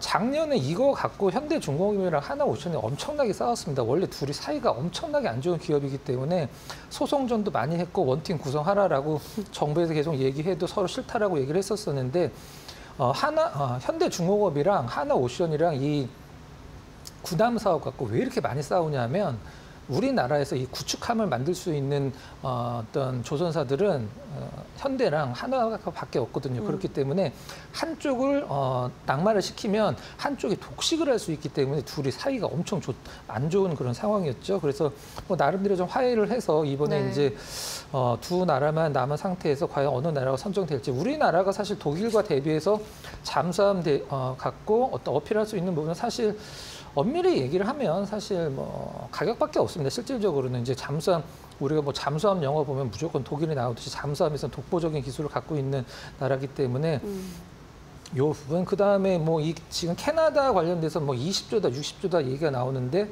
잠수함만으로는 20조죠. 근데 이제 이게 뭐 운영 유지 보수까지 하면 총 60조 정도까지 늘어날 수 있다라는 시장의 분석이 있는데 여기서 끝나는 게 아니라 이제 또 남아 있죠. 실질적으로는 이제 두 나라 정도 좀 남아 있는데 그 부분도 이제 향후 모멘텀으로 일단 뭐 작용할 것으로 이제 생각을 좀 하고 있는 그런 상황입니다.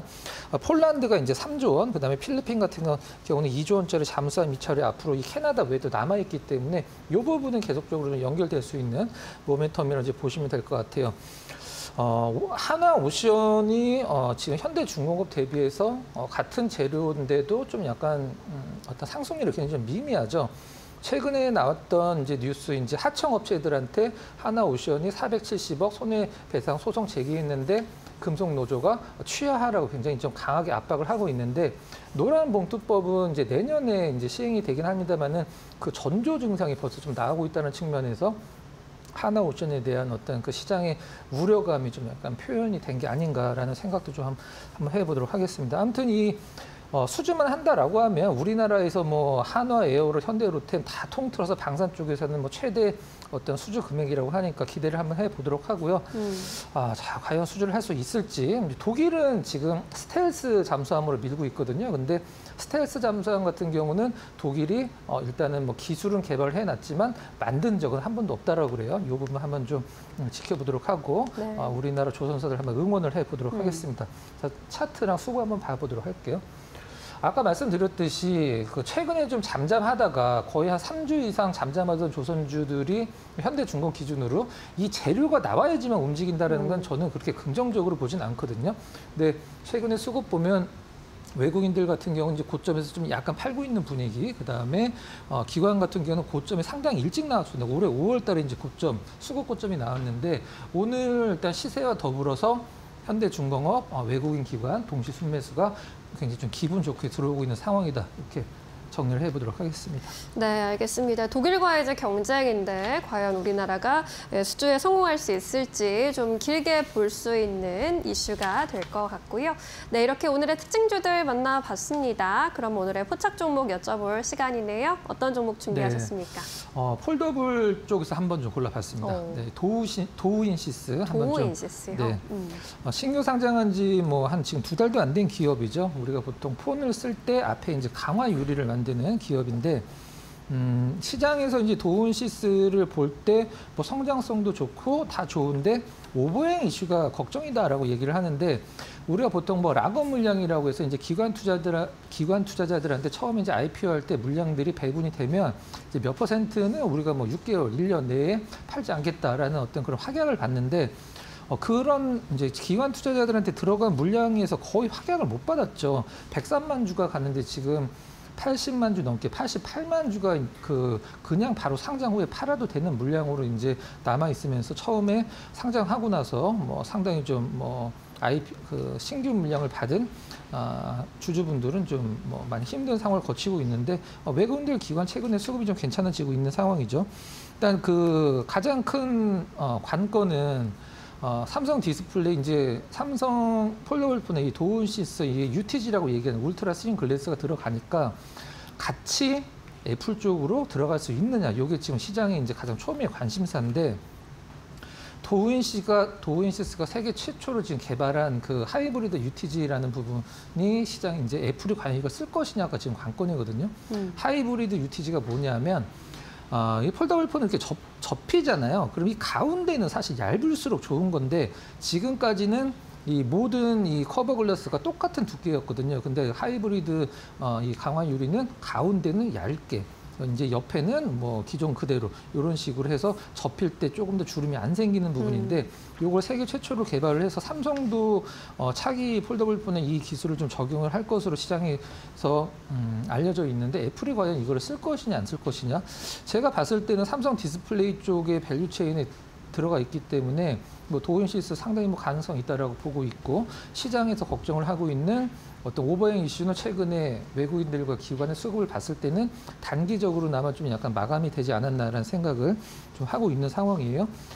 테스트를 하고는 있습니다. 지금 현재 애플이다라고 얘기를 하고 있지는 않지만 글로벌 휴대폰 스마트폰사의 이 하이브리드 UTG를 일단 그 샘플 테스트를 지금 하고 있는 상황인데 뭐 어디겠어요? 당연히 애플이지. 그래서 좀 좋은 결과 한번 기다려 보면서 도운시스 한번 계속 지켜보도록 하겠습니다. 차트는 뭐 수급 잠깐 보면은 이 기관 투자자 오버행 이슈라는 게 사실 뭐 이것만 보면 사실 그렇게 팔고 있는 것 같진 않긴 합니다만은 이제 물량은 남아 있습니다. 그 팔 수 있는 물량은 남아 있는데 최근에 이제 사고 있다라는 걸 좀 포인트로 삼으면 될 것 같고요.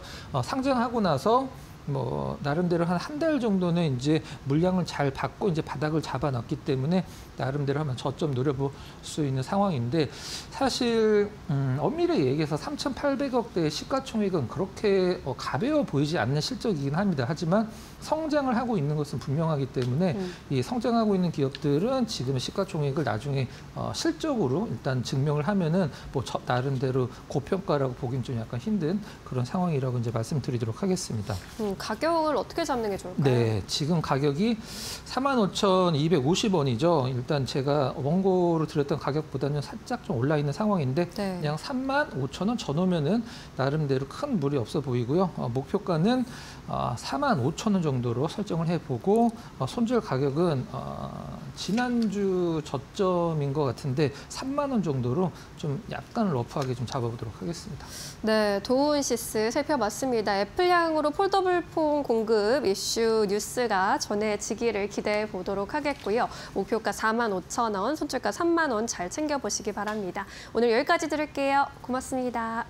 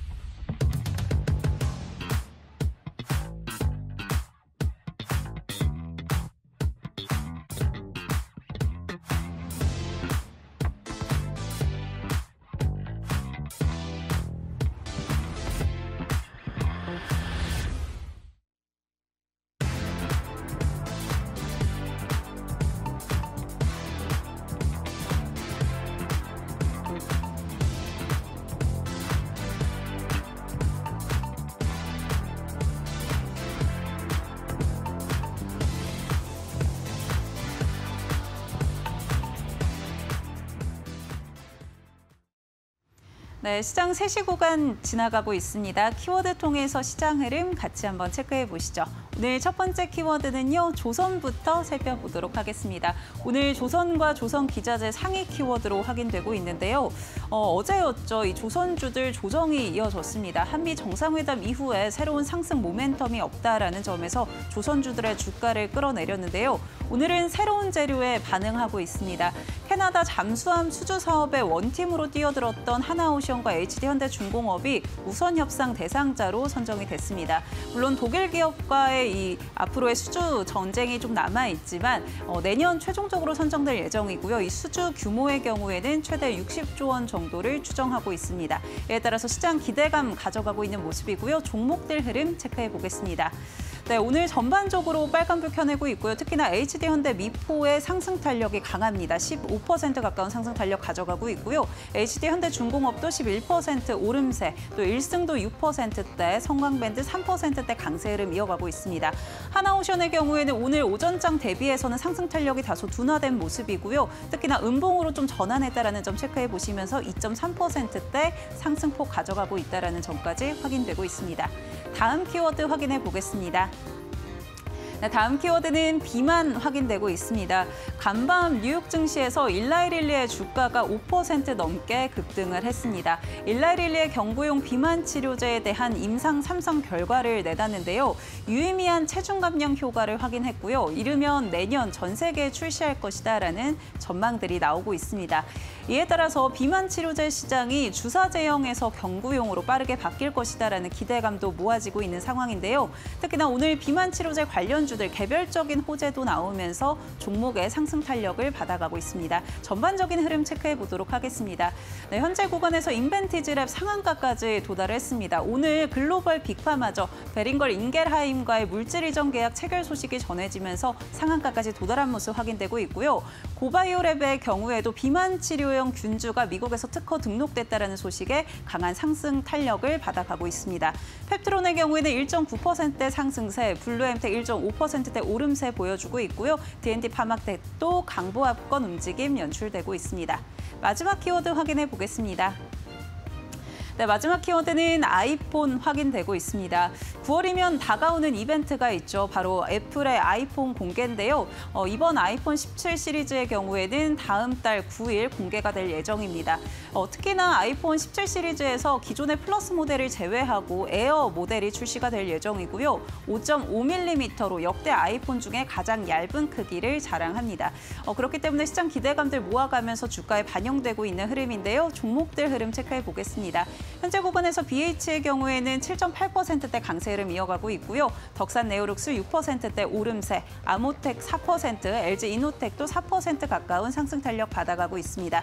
삼성전기의 경우에는 1%대 상승세 이어가고 있다는 점 체크해 보시기 바랍니다. 지금까지 시황센터의 김주영이었습니다.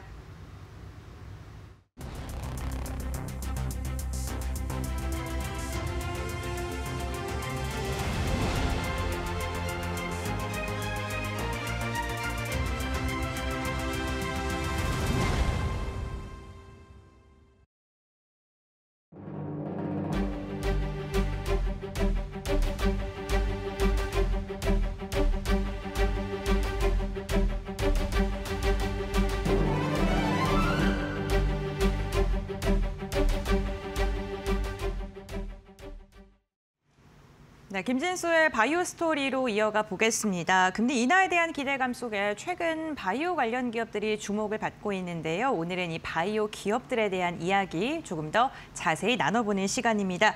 오늘 이 시간 이데일리 바이오 플랫폼 센터 김진수 기자 함께합니다. 안녕하세요. 안녕하세요. 네, 반갑습니다. 오늘은 바이오 소액 주주분들의 이야기를 나눠보자 하는데요. 올해 초부터 바이오 업계에서 소액 주주분들의 목소리 그리고 영향력이 커지고 있는 소식이 전해지고 있습니다. 이번에는 알테오젠에서도 소액 주주분들께서 목소리를 내고 있다고 하는데요. 어떤 목소리를 내고 있는 걸까요? 네, 먼저 이제 최근에 바이오 기업의 주주들이 소액 주주들이 굉장히 적극적으로 행동에 나서면서 이제 회사와 경영 전반적으로 영향을 미치고 있는데요. 과거에 이제 소극적인 자세로 임했던 것과 다르게 이제 굉장히 적극적인 자세로 나아가고 있다는 점이 큰 차이점이라고 할 수 있습니다. 대표 교체부터 이제 회사의 중대한 결정에도 적극적으로 관여하는 모습을 보여주고 있는데요. 이제 먼저 사례를 잠깐 설명드리자면 올해 초에 이 소액 투자자들이 힘을 합쳐서 영향력을 발휘한 건이 특히나 좀 많이 주목받았는데 아미코젠의 경우 올해 초 이제 창업주 신용철 회장이 임시주총을 통해서 해임된 바 있습니다. 한 기업을 이제 전략적 투자자로 유치하려 했는데 해당 기업이 이제 기업 사냥꾼 세력과 연관됐다는 의혹들이 제기되면서 소액주주들 사이에서 반대 의견이 나왔고 이제 이들이 이제 대표를 해임하게 된 것이고요. 이어서 이제 3월달에는 오스코텍 정기주주총회 때 소액주주 연대가 김정근 오스코텍 전 대표의 재선임을 막아냈습니다. 오스코텍은 그동안 이제 미국 자회사인 제노스코의 코스닥 상장을 추진하고 있었는데요. 이제 이러면서 주주들 갈등이 좀 빚어진 바 있습니다. 이제 렉나자 비소세포 폐암 치료제 렉나자 같은 경우에도 가치가 이제 나눠질 수 있다는 점 등 주주들이 이제 우려로 표명했었고요. 김정근 대표의 아들이 제노스코의 지분을 보유하고 있다는 점에서 편법 증여가 될 수 있다는 의혹도 제기되면서 주주들이 힘을 합쳐서 이 재선임을 저지한 사례라고 할 수 있습니다. 네, 그렇군요. 아미코젠과 그리고 오스코텍의 소액 주주분들이 좀 목소리를 내는 그 이야기를 들어봤고요. 이번에는 조금 더 주목을 받는 게 국내 코스닥 1위 기업인 알테오젠의 소액 주주분들도 목소리를 내고 있기 때문이지 않을까 싶습니다. 알테오젠의 소액 주주분들이 이렇게 집결하고 있는 이유는 뭘까요? 네, 말씀해 주신 대로 이번에 굉장히 또 주목을 많이 받고 있는 이유, 당연히 뭐 코스닥 1위, 시총 1위인 알테오젠이기 때문이라고 분석되는데요.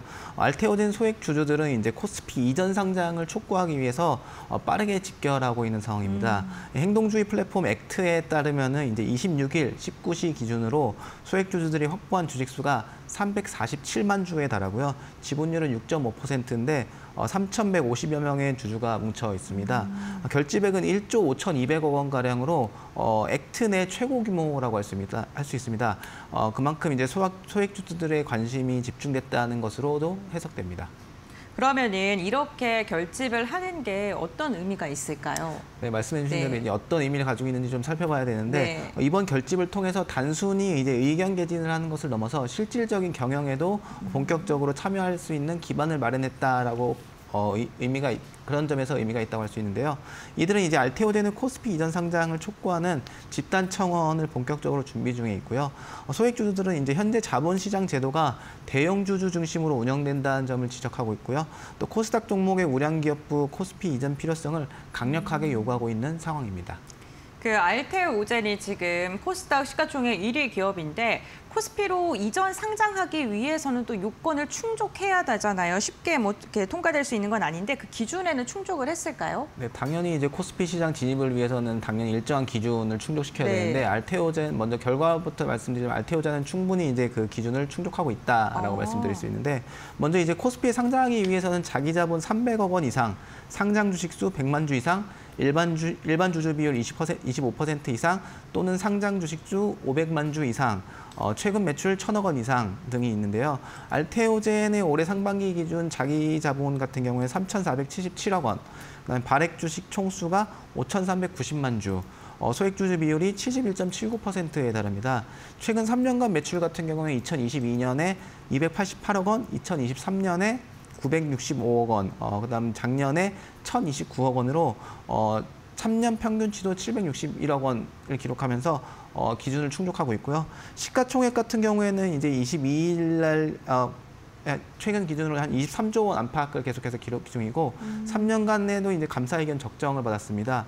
형식적인 요건뿐만 아니라 이제 질적 요건도 충족하고 있다라고 볼 수 있는데요. 증권가에서도 이제 알테오젠의 코스피 이전 상장을 위한 형식적인 요건을 이미 충족했고 수익성 관련해서 기반도 다져놓은 만큼 남은 것은 이제 경영진의 의지에 달렸다라는 분석들을 내놓고 있습니다. 네, 이렇게 요건이 충족이 되어 있는 만큼 소액주주들이 이전 상장을 강력하게 요청을 하고 있는 모습인데요. 그렇다면 알테오젠의 공식적인 입장 현재 어떻습니까? 네, 이제 계속해서 주주들이 집결하면서 알테오젠 측에서도 이제 아무래도 더 주목하고 있는 상황이긴 했는데 어제 이제 공식적인 입장을 한번 발표하긴 했습니다. 이제 코스피 이전 같은 경우에는 내부 체계 준비와 더불어서 최대한 이른 시간 내에 추진한다는 계획이고요. 자세한 추진 일정과 진행 사항은 추후에 공시하겠다라고 밝혔는데요.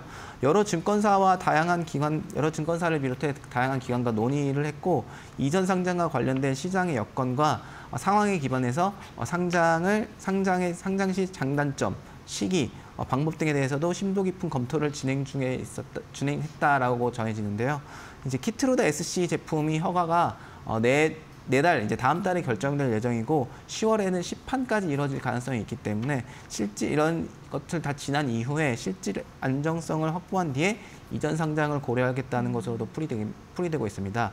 이제 내년이 말씀드린 것처럼 알테오젠 기업 역사의 향배를 가르는 중요한 한 해가 될 것으로도 보여지는데요. 그만큼 이제 코스피 이전 상장도 이러한 것을 기반으로 해서 진행하는 것이 좀 더 주주 가치를 극대화할 수 있지 않을까 이런 식으로도 분석되고 있습니다. 하지만 이제 소액주주들이 결집을 굉장히 빠른 속도로 하고 있기 때문에 코스피 이전 상장 시기를 앞당길 수 있는 변수로도 작용할 수 있지 않나 이런 분석들도 나오고 있습니다.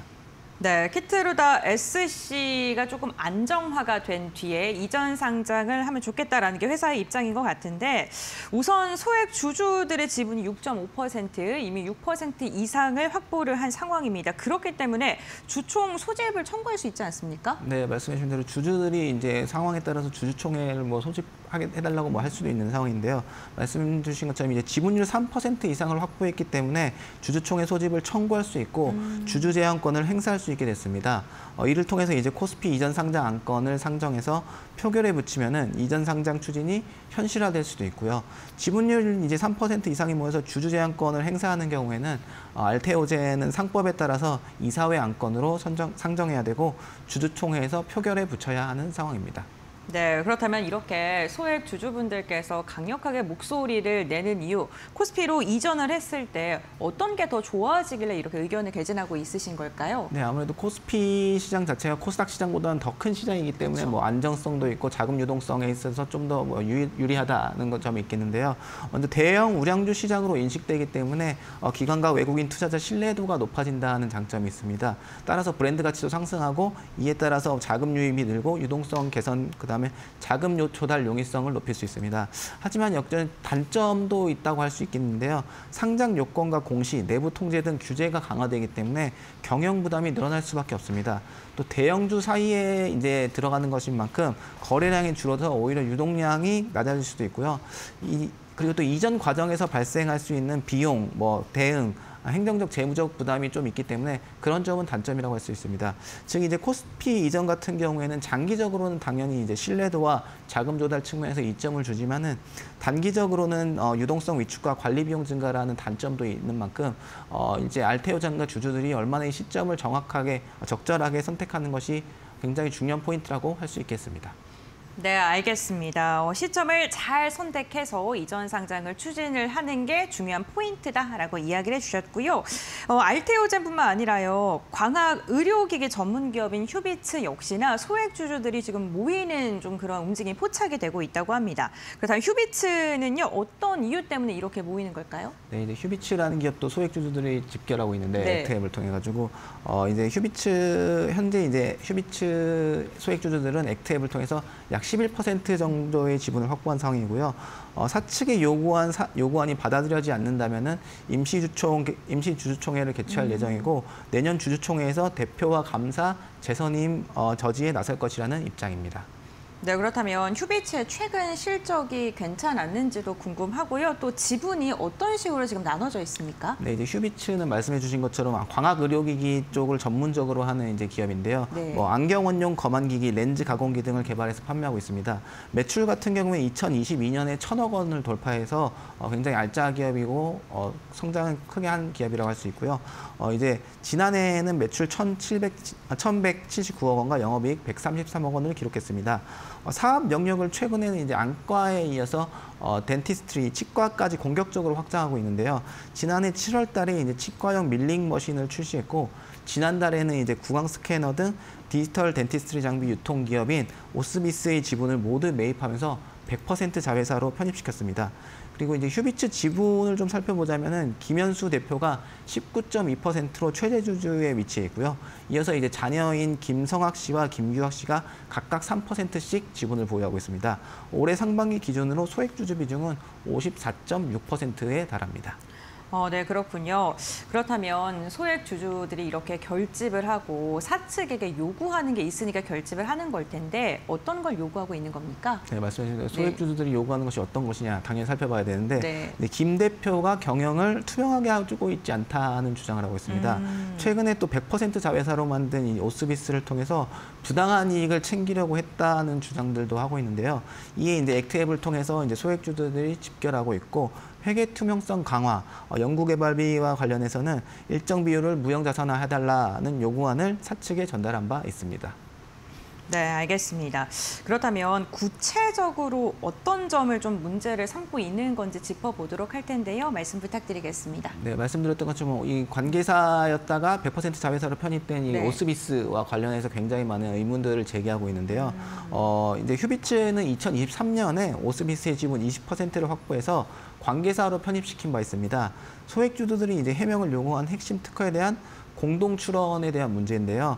소액주주 대표에 따르면은 휴비츠가 최근 5년 동안 400억 원 가량을 들여서 이제 디지털 덴티스트리 핵심 기술과 특허를 출원했는데 기여가 없었던 오스비스가 공동 출원인으로 돼 있다는 점을 굉장히 의문으로 제기하고 있습니다. 휴비츠 측에서는 이제 오스비스 대표가 휴비츠의 신사업 부문장인 이원준 전무고 이들이 함께 개발했기 때문이라고 설명했지만, 소액주주 대표 측에서는 오스비스 법인 설립 전에도 이제 특허가 공동 출원돼 있으며 이런 특허가 회사에 귀속되는 것인데도 불구하고 사람에 따라서 지분을 나눠 가졌다는 것에 대해서 의문을 제기하고 있는 상황입니다. 네, 그럼 결국에는 뭐 휴비츠 그리고 오스비스의 사이가 좀 찝찝하다, 네, 의혹이 있다 이렇게 보고 있는 것 같은데 그러다 그 이유는 무엇일까요? 네, 이제 소액주주 측에서는 이 관계에 대해서 굉장히 의심을 많이 품고 있는데 네. 그 이유에 대해서 이제 뭐 대표가 자녀에게 뭐 지분을 증여하기 위함이라고 좀 보고 있습니다. 김 대표의 자녀가 오스비스 지분을 가지고 있는 것으로 알려져 있는데요. 따라서 이제 오스비스 가치를 키워서 더 유리한 위치에서 합병 등을 추진하려 했을 것이라는 것이 소액주주 측 입장입니다. 소액주주 대표 같은 경우에는 오스비스의 치과 제품 유통을 몰아줘서 실적을 올리거나 또 특허를 공동 출원함으로써 기업 가치를 높이려고 하고 있다고 주장하고 있고요. 또 오스비스의 덩치를 키운 뒤에 합병을 하게 되면은 합병 비율에서 더 유리할 수 있기 때문에 그런 것이 아니냐 이런 식으로 좀 보고 있습니다. 그리고 또 소액주주 대표 주장에 따르면 휴비츠가 이 디지털 덴티스트리 유통을 위해서 오스비스와 손잡았다고 하지만 사실 오스비스는 유통망이 전혀 없는 급조된 회사였다라고도 주장하고 있고요. 또 2년 전에도 이런 비슷한 논란이 있어가지고 주주총회에서 질문을 했을 때 오스비스의 지분을 추가로 매입할 계획이 없다라고 발표했음에도 불구하고 최근에 이 소액주주 대표나 뭐 소액주주들이 특허 공동 출원에 대한 문제를 제기하자 갑자기 100% 자회사로 편입시켰다는 점에서 더 많은 의심을 하고 있는 상황입니다. 네, 소액 주주 측에서는 회사 핵심 자산을 부당하게 자녀에게 증여한다라는 그런 의혹을 들고 있고요. 최근에 휴비츠 대표 그리고 임원들이 주식을 매입을 했는데 이거에 대해서 소액 주주의 입장에서는 지분 싸움을 위한 매입이다. 이러한 분석도 나오고 있다고요? 네, 말씀해 주신 대로 이제 소액 주주 측에서는 지분 싸움을 위한 것이 아니냐라는 뭐 분석들도 하고 있는데요. 네. 그 이유를 좀 천천히 살펴볼 텐데 일단 이달 13일에 휴비츠의 김현수 대표가 자사주 10만 주를 장내 매수했다고 밝혔고요. 또 이달 18일과 21일에는 이원준 신사업부문장과 김성식 제조부문장, 손진욱 연구소장, 박인권 경영지역 부문장, 김종준 마케팅 부문장, 홍정아 브랜드 마케팅 부문장들이 모두 각각 11,000주의 주식을 매입했습니다. 소액주주 대표는 이들이 매수한 주식 수가 모두 같다는 점에서 회사 측에서 어떤 뭐 압박이든지 아니면 뭐 뒷배가 있지 않았냐 뭐 이런 식으로도 분석하고 있는 상황입니다. 네, 그렇군요. 뭐 말씀해 주신 내용들을 쭉 들어보니까 뭐 소액 주주들이 의혹을 제기한 거잖아요. 그렇다 보니까 뭐 사실관계 확인이라던가 이런 것도 필요해 보이는데 회사 측에서는 이 입장을 어떻게 밝혔습니까? 네, 말씀해 주신 대로 아직까지는 이제 구체적으로 공개된 것은 없고 의혹에 지나지 않기 때문에 뭐 회사 측에서도 굉장히 뭐 신중한 입장이기도 한데요. 휴비츠 측에서도 뭐 이런 소액 주주들의 입장에 대해서는 적극적으로 뭐 이야기 설명하고 있습니다. 먼저 몇몇 특허에 관한 경우에는 휴비츠가 단독 개발한 것은 맞지만 이원준 전무가 그동안 개발에 참여했기 때문에 오스비스 현재 대표로 가 있는 상황에서 좀 지분을 나눠줄 필요가 있었다라고도 설명하고 있고 합당한 금액을 받고 지분 특허 일부를 오스비스에 양도했다고 설명하고 있습니다. 또 소액주주 측에서 특허의 공동 출원에 대해서 계속해서 문제 삼고 있는 만큼 다시 이제 휴비츠의 단독 특허로 전환했다라고도 설명했고요. 또 이러한 사소한 문제를 없애기 위해서 오스비스 지분을 모두 매입해서 100% 자회사를 만들었기 때문에 더 이상 논란이 될 부분이 없다라는 입장이기도 합니다. 그리고 이제 김 대표 자녀의 오스비스 지분과 관련해 가지고는 뭐 개인적인 내용인 만큼 좀 뭐 이에 관련해서는 답변할 내용이 없다는 입장이긴 하고요. 최근 임원들의 주식 매수와 관련해서도 경영진의 책임 경영 실천 의지를 보여주는 것일지 보여주는 것이며 임원들 간의 사전 조율을 거쳐서 똑같은 주식을 매수한 것 같다라는 입장을 밝혔습니다. 말씀해 주신 대로 아직까지 의혹에 그쳐 있기 때문에 향후 주주들이나 회사 측에서 어떤 움직임을 가져가게 될지 좀 더 지켜봐야 될 것으로 보여집니다. 네, 알겠습니다. 오늘 알테오잔과 휴비츠 소액 주주에 대한 이야기 나눠봤고요. 오늘 말씀 여기까지 듣도록 하겠습니다. 고맙습니다.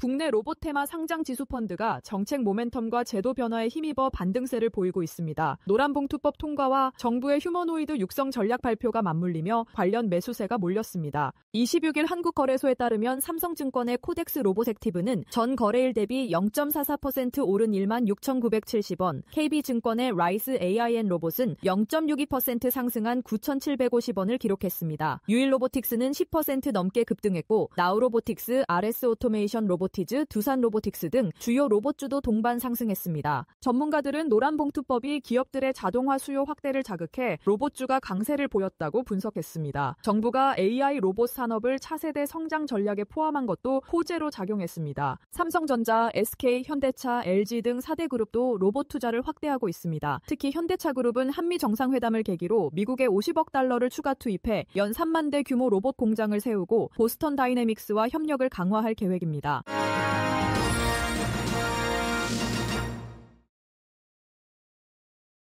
네, 장 마감 약 6분가량 남겨두고 있습니다. 라스트 찬스로 바로 들어갈게요. 오늘도 두 분 모셨고요. 오리드홀딩스 권영우 대표, SK증권 영업부 금융센터 이청원 차장 함께합니다. 어서 오십시오. 안녕하세요. 네, 안녕하세요. 오늘 시장 특징 좀 잡고 가도록 하겠습니다. 권 대표님께서는 어떻게 분석해 보셨을까요? 일단 오늘은 어제 그 MSCI 리밸런싱이 있었습니다. 그래서 외국인이 순매도가 좀 많이 나왔었는데 오늘은 좀 시장이 그런 것들을 반영을 하면서 좀 안정세에 접어들고 있는 것 같고요. 시장이 약간 미지근한 분위기가 나오고 있는데 지금 내일 엔비디아 실적 발표가 있습니다. 이거에 따른 어떤 경계감이 계속되는 모습들 그런 거 좀 나오고 있고 조선 섹터 같은 경우에는 이제 캐나다 잠수함 쪽으로 호재 이벤트가 하나 나와줘서 그런 부분에서 이제 좀 반등이 나오는 흐름이 나오고 있는데 이번 주 같은 경우에는 아무래도 엔비디아 실적 발표 경계감이 있기 때문에 이거 좀 주의하시면서 체크하면서 반도체 sek터는 좀 실적 발표 이후에 좀 트레이딩을 하는 그런 관점에서 접근을 하시는 게 좋을 것 같고 아직도 노란봉투법에 대한 보니까 JP모건에서 이제 리포트이 하나 나왔더라고요. 유예기간 뭐 6개월이긴 하나 이런 부분들이 이제 좀 산업 전반적으로 섹터 투심에 안 좋은 악영향을 끼칠 수 있다 이렇게 좀 나오면서 이런 부분에 대한 우리 반사 수혜를 입을 수 있는 그런 섹터들을 조금 공략을 해보는 것도 나쁘지 않을 것 같다라는 생각을 하고 있습니다. 그래서 이런 부분들 체크하시면서 매매에 참고하시면 좋을 것 같습니다. 네, 지금 시장에서 주목받고 있는 이슈들 정리를 해주셨습니다. 특히 노란봉투법 관련해서 시장에 어떤 여파가 있을지 이어질 수 있을지 함께 주목해 보는 것 중요할 것 같습니다. 이청원 차장님께서는 오늘 시장 어떻게 바라보셨을까요? 좀 설레기도 했고요. 약간 두근거립니다. 이유가 내일 엔비디아의 실적 발표라고 하는 게 우리 증시에 매우 좋은 영향력을 행사할 것 같은 그런 기분이 조금 듭니다. 네. 우선 오늘 흐름을 살펴보게 되면 장 초반에 외국인들은 선물 시장에서 매도세를 강하게 보였고요. 풋옵션을 또 거침없이 삽니다. 당연히 시장은 밀릴 수밖에 없는데 그 밀리는 폭이 생각보다 크지 않았습니다. 그리고 오히려 장 후반으로 가면 갈수록 올라오는 거죠. 현재 기준으로 코스피는 3,184포인트입니다. 여러 번 이야기를 드린 것처럼 우리 증시가 지금 전체적으로 강합니다. 그런 상황에서 지난 6월, 7월 월봉 기준으로 빨갛게 양봉이 나왔는데 지금 이렇게 시장이 강하다라고 하는 평가가 고작 2달 만에 꺾일 것 같지는 않습니다. 그렇다면 이번 달도 만약 양봉으로 마감이 된다면 코스피는 3,245포인트 이상으로 올라가야 하는데 그 마중물이 될 만한 게 저는 엔비디아의 실적 발표가 아닐까 그리 보여집니다. 네. 3분기에 대한 가이던스 혹은 실적 어떻게 될지 아직은 알 수는 없습니다만 전반적으로 지금까지 보여준 행보를 감안한다면 시장이 크게 흔들릴 만한 이유는 없고 그만한 수급이 지금 나오고 있는 것 같지도 않습니다. 그래서 우리가 내심 내일 시장 반도체를 기반으로 하고 있는 AI 섹터 그리고 큰 틀에서 보면은 부가가치가 높은 산업군들이 한번 튀어오를 수가 있고 그 가운데 코스피는 탄력적으로 움직이지 않을까 그런 생각이 적지 않게 듭니다. 네. 오늘 다른 거 배제하고 섹터를 본다면 눈에 보이는 것은 역시나 조선 쪽이었습니다. 그러니까 어제 조선 쪽이 많이 흔들렸습니다. 장 초반에 어제 기준으로 대략 9시까지 넥스트레이드에서는 하나오션도 그렇고 삼성중공업도 그렇고 강했는데요. 오히려 재료감이 이제 소멸이 되었다라고 하는 이야기가 나오면서 주가가 밀렸습니다. 하지만 조선주는 그런 상황을 지난 몇 달 동안 계속 이어왔는데 언제나 주가가 많이 빠졌을 때는 강한 힘으로 반등이 나오는 거죠. 결국에는 어제 같은 경우에는 오히려 매수 기회가 아니었나 그리 보여지고 하나그룹이 필리조선소에 대규모 투자를 진행을 합니다.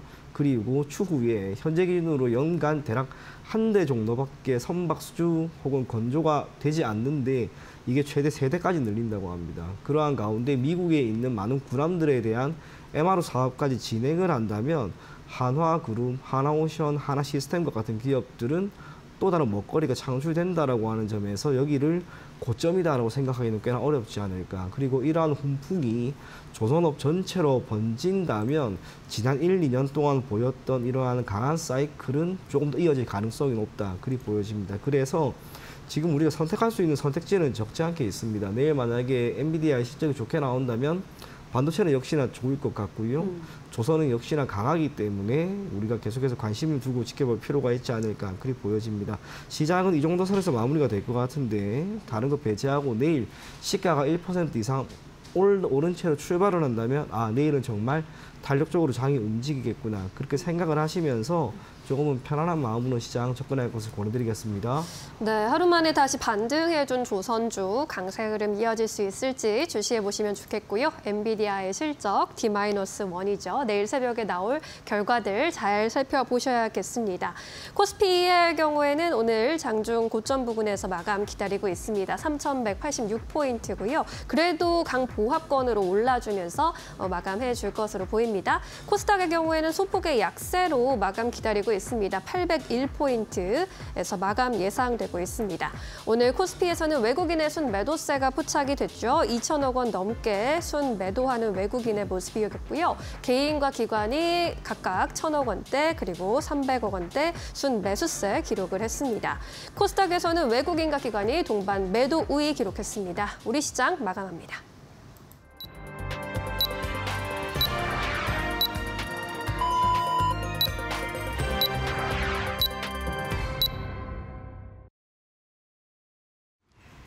네, 8월 27일 수요일장 국내 증시 마무리가 됐습니다. 오늘 양 시장은 명확한 방향성 없이 경계감이 가득한 시장이 마지막까지 이어졌고요. 유가증권 시장은 장중에 등락을 계속해서 거듭하는 모습, 외국인의 이탈이 특징적이었습니다.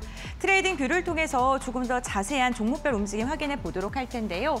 먼저 오늘 반도체 관련 기업들 역시나 경계감에 짙었던 하루였다라고 보실 수 있을 것 같습니다.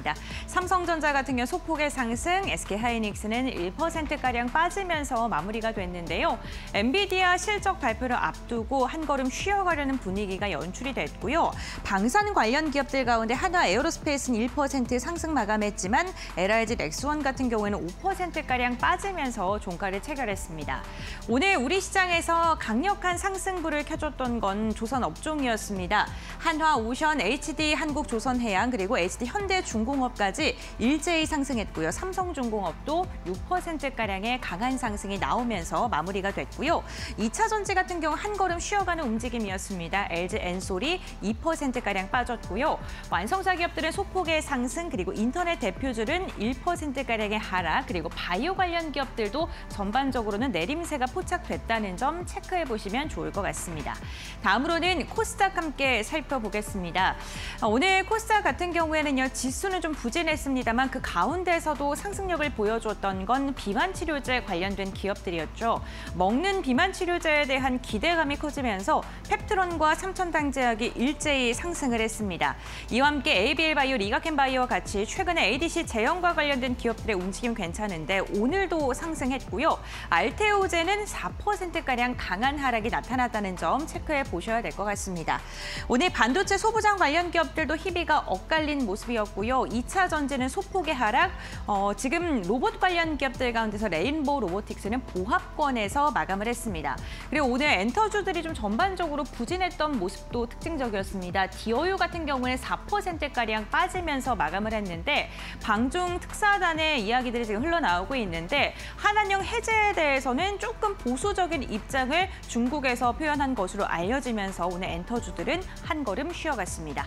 다음으로는 지수단에서 어떻게 마감했는지 함께 살펴보시죠.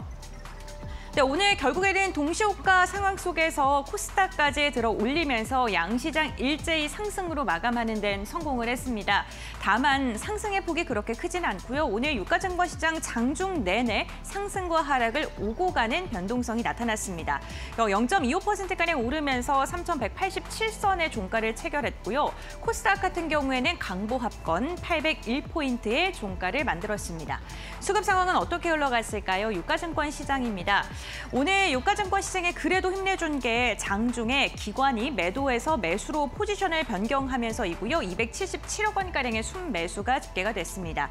외국인 같은 경우 오늘 2천억 원 이상을 던지면서 상단을 제어하는 역할을 했습니다. 다음으로는 코스닥 매매 동향 함께 확인해 보겠습니다. 코스닥에서는 외국인과 기관의 쌍끌이 매도세가 나왔고요. 개인만 나홀로 담아냈는데 기관이 매도의 폭을 많이 줄여냈네요. 100억 원가량의 순매도가 집계가 됐습니다. 시가총액 상위 종목 함께 살펴보겠습니다. 유가증권 시장 1위부터 5위입니다. 혼조세가 펼쳐진 가운데 삼성전자가 0.4% 막판에 조금 더 힘내주면서 7만 600원 선에 마무리가 됐고요. SK하이닉스도 결국에는 식과를 회복했습니다. 0.5% 낙폭 줄이면서 26만 원. 우선 엔비디아 실적을 확인하고 접근하려는 움직임이 나오고 있고요. LG엔솔 같은 경우 막판에 더 빠지면서 2%에 가까운 낙폭을 그렸습니다. 삼성바이오로직스 소폭의 상승입니다. 다음 6위부터 10위도 함께 살펴보겠습니다. 오늘 눈에 띄는 게 조선, HD, 현대중공업이겠죠. 무려 11% 강한 상승 나왔습니다. 이번에는 캐나다에 대한 수주 기대감이 커지면서 주가를 들어 올렸고요. 이로 인해서 오늘 시가총액 7위까지 껑충 뛰어올랐습니다. 우선 6위부터 10위까지는 모두 다 상승했고 완성차 기업들의 흐름도 괜찮았습니다. 다음으로는 코스닥 함께 살펴보겠습니다. 코스닥 같은 경우에는 전반적으로 부진한 가운데 펩트론이 2%가량의 오름세가 나왔고요. 경구용 비만 치료제 일라일리에 대한 기대감 오늘 2%가량 들어 올리는 데 성공했고요. 알테오젠, 에코프로 그룹주, 파마 리서치까지 일제히 하락을 했습니다. 6위부터 10위도 함께 살펴보겠습니다.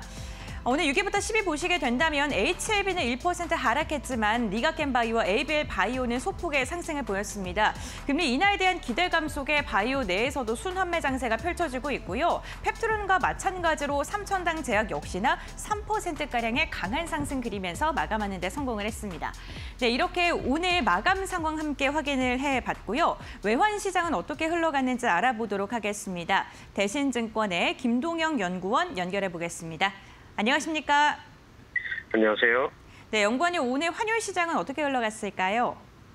네, 전반적으로 횡보하는 장이 계속되었는데요. 전일 뉴욕 외환시장에서 달러 인덱스는 98.20 횡보로 마감했고 달러원 역시 1395.50 수준으로 마감했습니다. 우선 전일 트럼프의 리스쿡 연준 이사 해임 여파로 변동성이 증가했는데 우선은 결정에 불복해서 법원 소송 대응을 예고하면서 금리 인하 압력은 커지고 있습니다.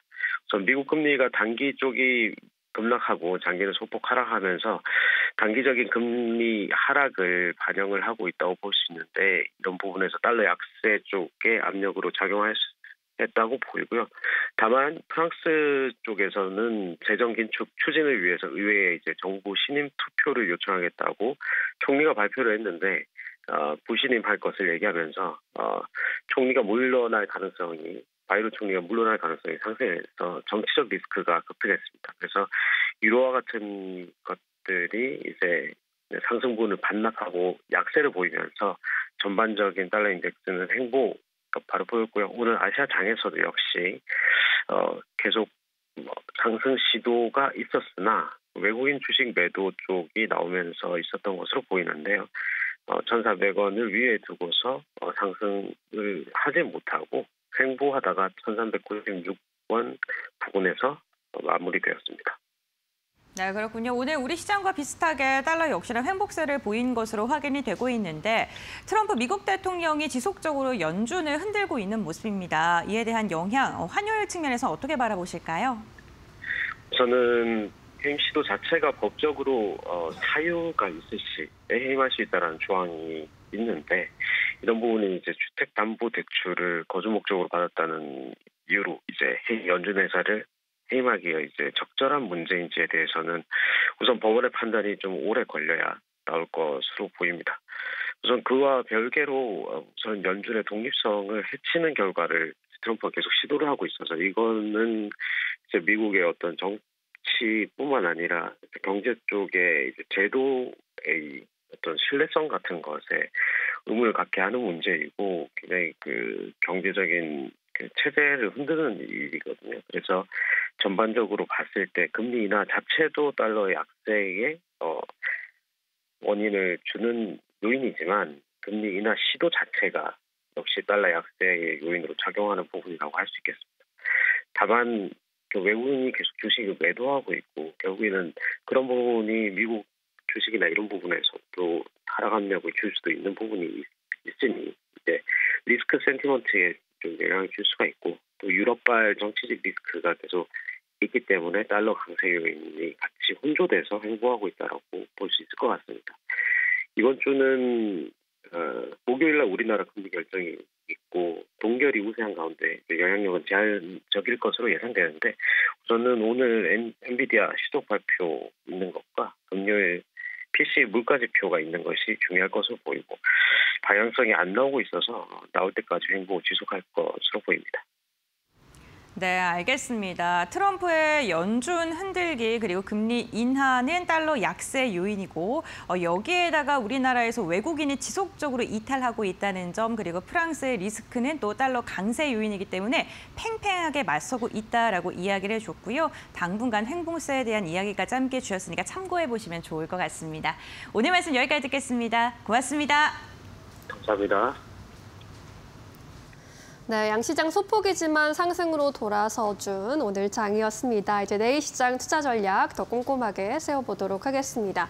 대표님께서는 내일 포인트 어떻게 잡고 계십니까? 일단은 내일 엔비디아 실적 발표를 좀 지켜봐야 될 필요가 있을 것 같습니다. 엔비디아의 납품하는 이제 HBM 12단, 국내 반도체주들이 이제 납품을 하고 있지 않습니까?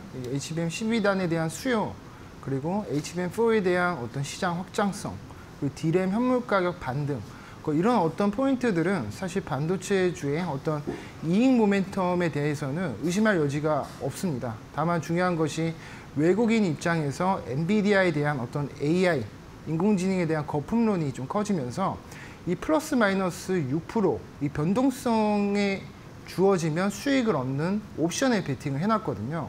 그래서 이런 어떤 변동성이 나타났을 때 국내 반도체주들도 충분히 좀 영향을 줄 수 있다 이렇게 보고 있기 때문에 오늘 이제 미증시에서 나타나게 될 그런 엔비디아의 주가 퍼포먼스를 좀 보면서 시장을 대응해볼 필요가 있을 것 같고요. 또 시장의 패턴이 좀 바뀌는 양상이 나타나고 있습니다.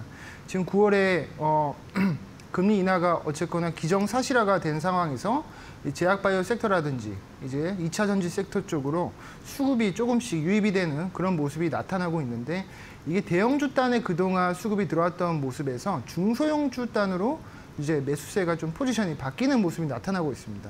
이게 국내 증시만 그런 게 아니라 미증시에서도 나스닥, 다우지수는 보합을 머물더라도 러셀 2000 지수가 좀 상승이 나오는 그런 흐름이 나타나고 있거든요. 그래서 이런 포인트들을 우리가 좀 체크해 보시면서 우리 증시도 중소형주 단에서 안 올라간 종목들, 그런 종목들 좀 공략해 보시는 것도 좋을 것 같습니다. 네, 금리나 수혜주들의 반등이 나타나고 있는데 이 부분 잘 체크해 보시면 좋을 것 같습니다. 우리 차장님께서는 내일 포인트 어떻게 보고 계실까요? 엔비디아 실적이 어쨌거나 중요할 것 같습니다. 다만 엔비디아 실적이 안 좋게 나왔다라고 해서 실망을 할 필요는 없을 것이다. 이유가 AI 거품이라고 하는 이 이슈도 예전부터 계속해서 나왔습니다. 하지만 그 모든 것을 이겨내고 지금 엔비디아도 그렇고요.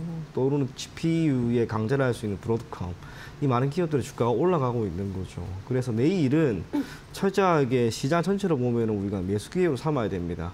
엔비디아 실적이 좋게 나오면 시장이 크게 올라갈 수가 있으니까 빨리 매수하는 거. 특히 뭐 반도체 쪽은 장 초반에 매수를 하는 게 좋을 것 같고요. 만약에 엔비디아 실적이 좋지 않게 나오고 가이던스도 안 좋다.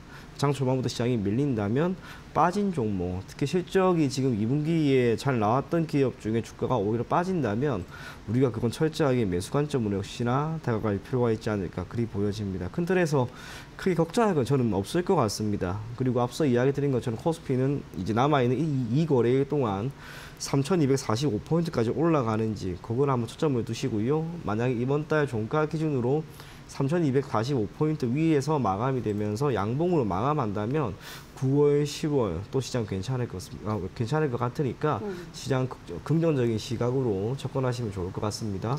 네, 이번 엔비디아 실적이 미칠 여파가 또 클 것으로 보입니다. 장 초반부터 면밀하게 잘 대응해 보시는 거 좋을 것 같고요. 여전히 시장 상반 긍정적으로 열어놓을 수 있겠다라고 조언해 주셨습니다. 자, 그럼 종목으로 조금 더 압축시켜 보도록 하겠습니다. 대표님께서는 어떤 종목 쪽 바라보고 있을까요? 저는 오늘 말씀드린 것처럼 2차 전지 섹터 중에서 LG 에너지 솔루션 가지고 왔습니다. LG 엔솔이요? 네, 고열 금리 인하를 이제 한다라고 했을 때 어쨌거나 2차 전지 섹터, 제약바이오 섹터라든지 좀 금리에 민감한 섹터들이 가장 반등이 날 확률이 높고요. 그 중에서도 이제 대장주인 LG 에너지 솔루션을 여러분들께서 집중을 하시는 게 좋을 것 같습니다. 네. 지금 그동안 EV 쪽 전기차 판매량이 감소하면서 시장이 좀 축소되고 또 이런 부분들이 주가가 50만 원에서 25만 원까지 반토막이 났었던 거를 최근에 추세를 전환시켰던 모멘텀이 ESS 쪽이었습니다. 그래서 북미 ESS향 실적 기대감이 지금 있는 종목이 바로 이 LG 에너지 솔루션이고요. 그다음에 중국에서 리튬 광산에 대한 가동 중단을 하면서 리튬 가격이 계속 상승을 하고 있습니다. 그래서 이런 부분들, 이런 리튬 가격에 대한 판가 전이가 가능해지기 때문에 이것도 이제 매출에 대한 어떤 퍼포먼스가 좀 좋게 나올 거다. 좀 그렇게 보고 있고, 북미 ESS 시장은 어쨌거나 전기차 판매 시장은 축소가 되더라도 이 ESS 성장률은 30% 가까이 되거든요. 그래서 이런 모멘텀을 생각해 보시면서 그동안 공장 라인을 가동을 중단했던 거를 ESS 라인으로 확장시키면서 LG 에너지 솔루션의 주가 상승 동력이 새롭게 생기고 있다, 이렇게 말씀드리고 싶고, 기술적 분석을 좀 해드리겠습니다. 차트 보면서 말씀드릴 건데, 그동안 조정이 오랫동안 나왔었습니다. 근데 최근에 이렇게 추세를 돌렸던 부분들, 이런 부분들은 이제 ESS의 항 모멘텀으로 좀 장기 추세를 돌파시켰기 때문에 여기서 꺾이면서 다시 박스권 하단으로 내려가는 것이 아니라 이제 이 부분에서 눌림목을 주고 다시 9월부터는 좀 상승을 모색할 수 있는 그런 구간이다, 이렇게 설명드리고 싶고, 매수가는 37만 3,500원이요. 현재가 드리고요. 그다음 목표가는 45만 원, 그리고 손절가는 35만 원, 이렇게 제시하도록 하겠습니다. 네, 2차 전지에 대한 기대감 다시금 가져가 보면서 대장주 LG 에너지 솔루션 살펴봤습니다. 목표가 45만 원으로 책정을 해주셨네요. 참고해 보시기 바라겠습니다. 네, 차장님께서는 어떤 종목에 집중하고 계실까요? 예, 저는 동방선기라고 하는 기업인데요. 네. 시총이 얼마 안 돼요. 그러다 보니 관련된 리포트도 잘 없습니다만 드문드문 있는 게 있어서 조금 자세히 읽어봤고, 동사가 가지고 있는 매력은 크게 두 가지입니다. 첫 번째로는 파이프 스쿨이라고 할 수 있는, 우리가 통상적으로 선박은 소형이든 대형이든 선박 한 대당 대략 10,000개 이상의 파이프가 들어가는데 여기에 대한 생산 라인을 거의 다 가지고 있습니다. 일반적으로 우리가 기업의 입장에서는 공장을 가동을 하고 생산 라인을 구축을 할 때 모든 제품을 다 생산을 할 수는 없는 거죠. 그래서 인기가 많고 수요가 많은 제품에 조금 더 특화를 시키는데, 동방선기는 우선은 대다수 제품을 다 시장에 공급할 수 있는 능력을 갖추고 있습니다. 물론 그게 단점으로 작용할 수 있는 것은 라인 자체가 너무나 다변화되어 있다 보니까 고정 비용이 많이 발생을 하는 거죠. 그래서 업황이 어려워지게 되면은 타격이 큽니다. 하지만 지금 조선업은 좋죠. 그래서 조선업이 이렇게 좋은 상황에서 다양한 파이프 스풀을 보유하고 있는 동사라면은 고객의 요구에 즉각적으로 반응을 하고 바로 제품을 공급할 수 있는 그런 장점이 있습니다. 최대 주주가 1승이고요. 2대 주주가 세진중공업입니다. 최근에 1승 같은 경우에는 주가가 가파르게 잘 올라가죠. 실적 전망도 좋기 때문입니다. 동방선기도 마찬가지입니다.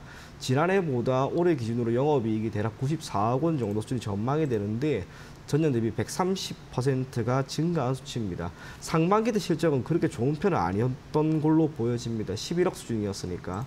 그렇다면 남아있는 것은 상반기보다 하반기에 지금 수점을 맞추고 있다라고 하는 건데, 조선업이 어제를 기점으로 해서 다시 한번 푹 하고 살아나는 그런 모습인 거죠.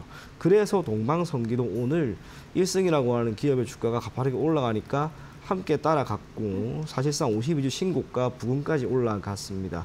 여전히 실적에 대한 모멘텀이 있고 경영 환경도 좋고 조선업에 대한 산업 전망은 더 밝습니다. 그렇다면 동방선기가 올 하반기 때 생각보다 좋은 흐름을 보이지 않을까 그리 생각이 됩니다. 목표 가격은 5,000원 제시해드리고요. 손절 가격은 3,000원 제시해드리도록 하겠습니다. 네, 조선기자재 동방선기를 또 짚어주셨습니다. 목표가 5,000원으로 제시를 해주셨고 조선주를 움직이고 있는 뉴스 헤드라인이 긍정적으로 계속 흘러가고 있다는 점 잘 주시해 보시면 좋을 것 같은데요. HD현대그룹이 조선해양 계열의 합병 추진한다라는 소식이 또 기업 차원의 공시로 나오기도 했습니다. 자, 이렇게 오늘의 종목들까지 정리해 보겠고요. 이번엔 내일장 한마디 요청해 보도록 하겠습니다. 대표님 어떤 메시지 주시겠어요? 계절이 바뀌는 시기다 이렇게 말씀드리고 싶습니다. 네, 계절이 바뀌면서 시장의 색깔도 바뀔 거라고 봐야 될까요? 예, 그렇습니다. 네, 알겠습니다. 자, 차장님께서는 어떤 의견 주시겠습니까? 예, 저는 엔비디아에 주목하자 그렇게 이야기 전해드립니다. 네, 역시나 엔비디아 실적이 또 기대치 상회할 수 있을지 내일 체크 포인트로 잘 보시면 좋겠습니다. 우리 여기서 인사드릴게요. 고맙습니다.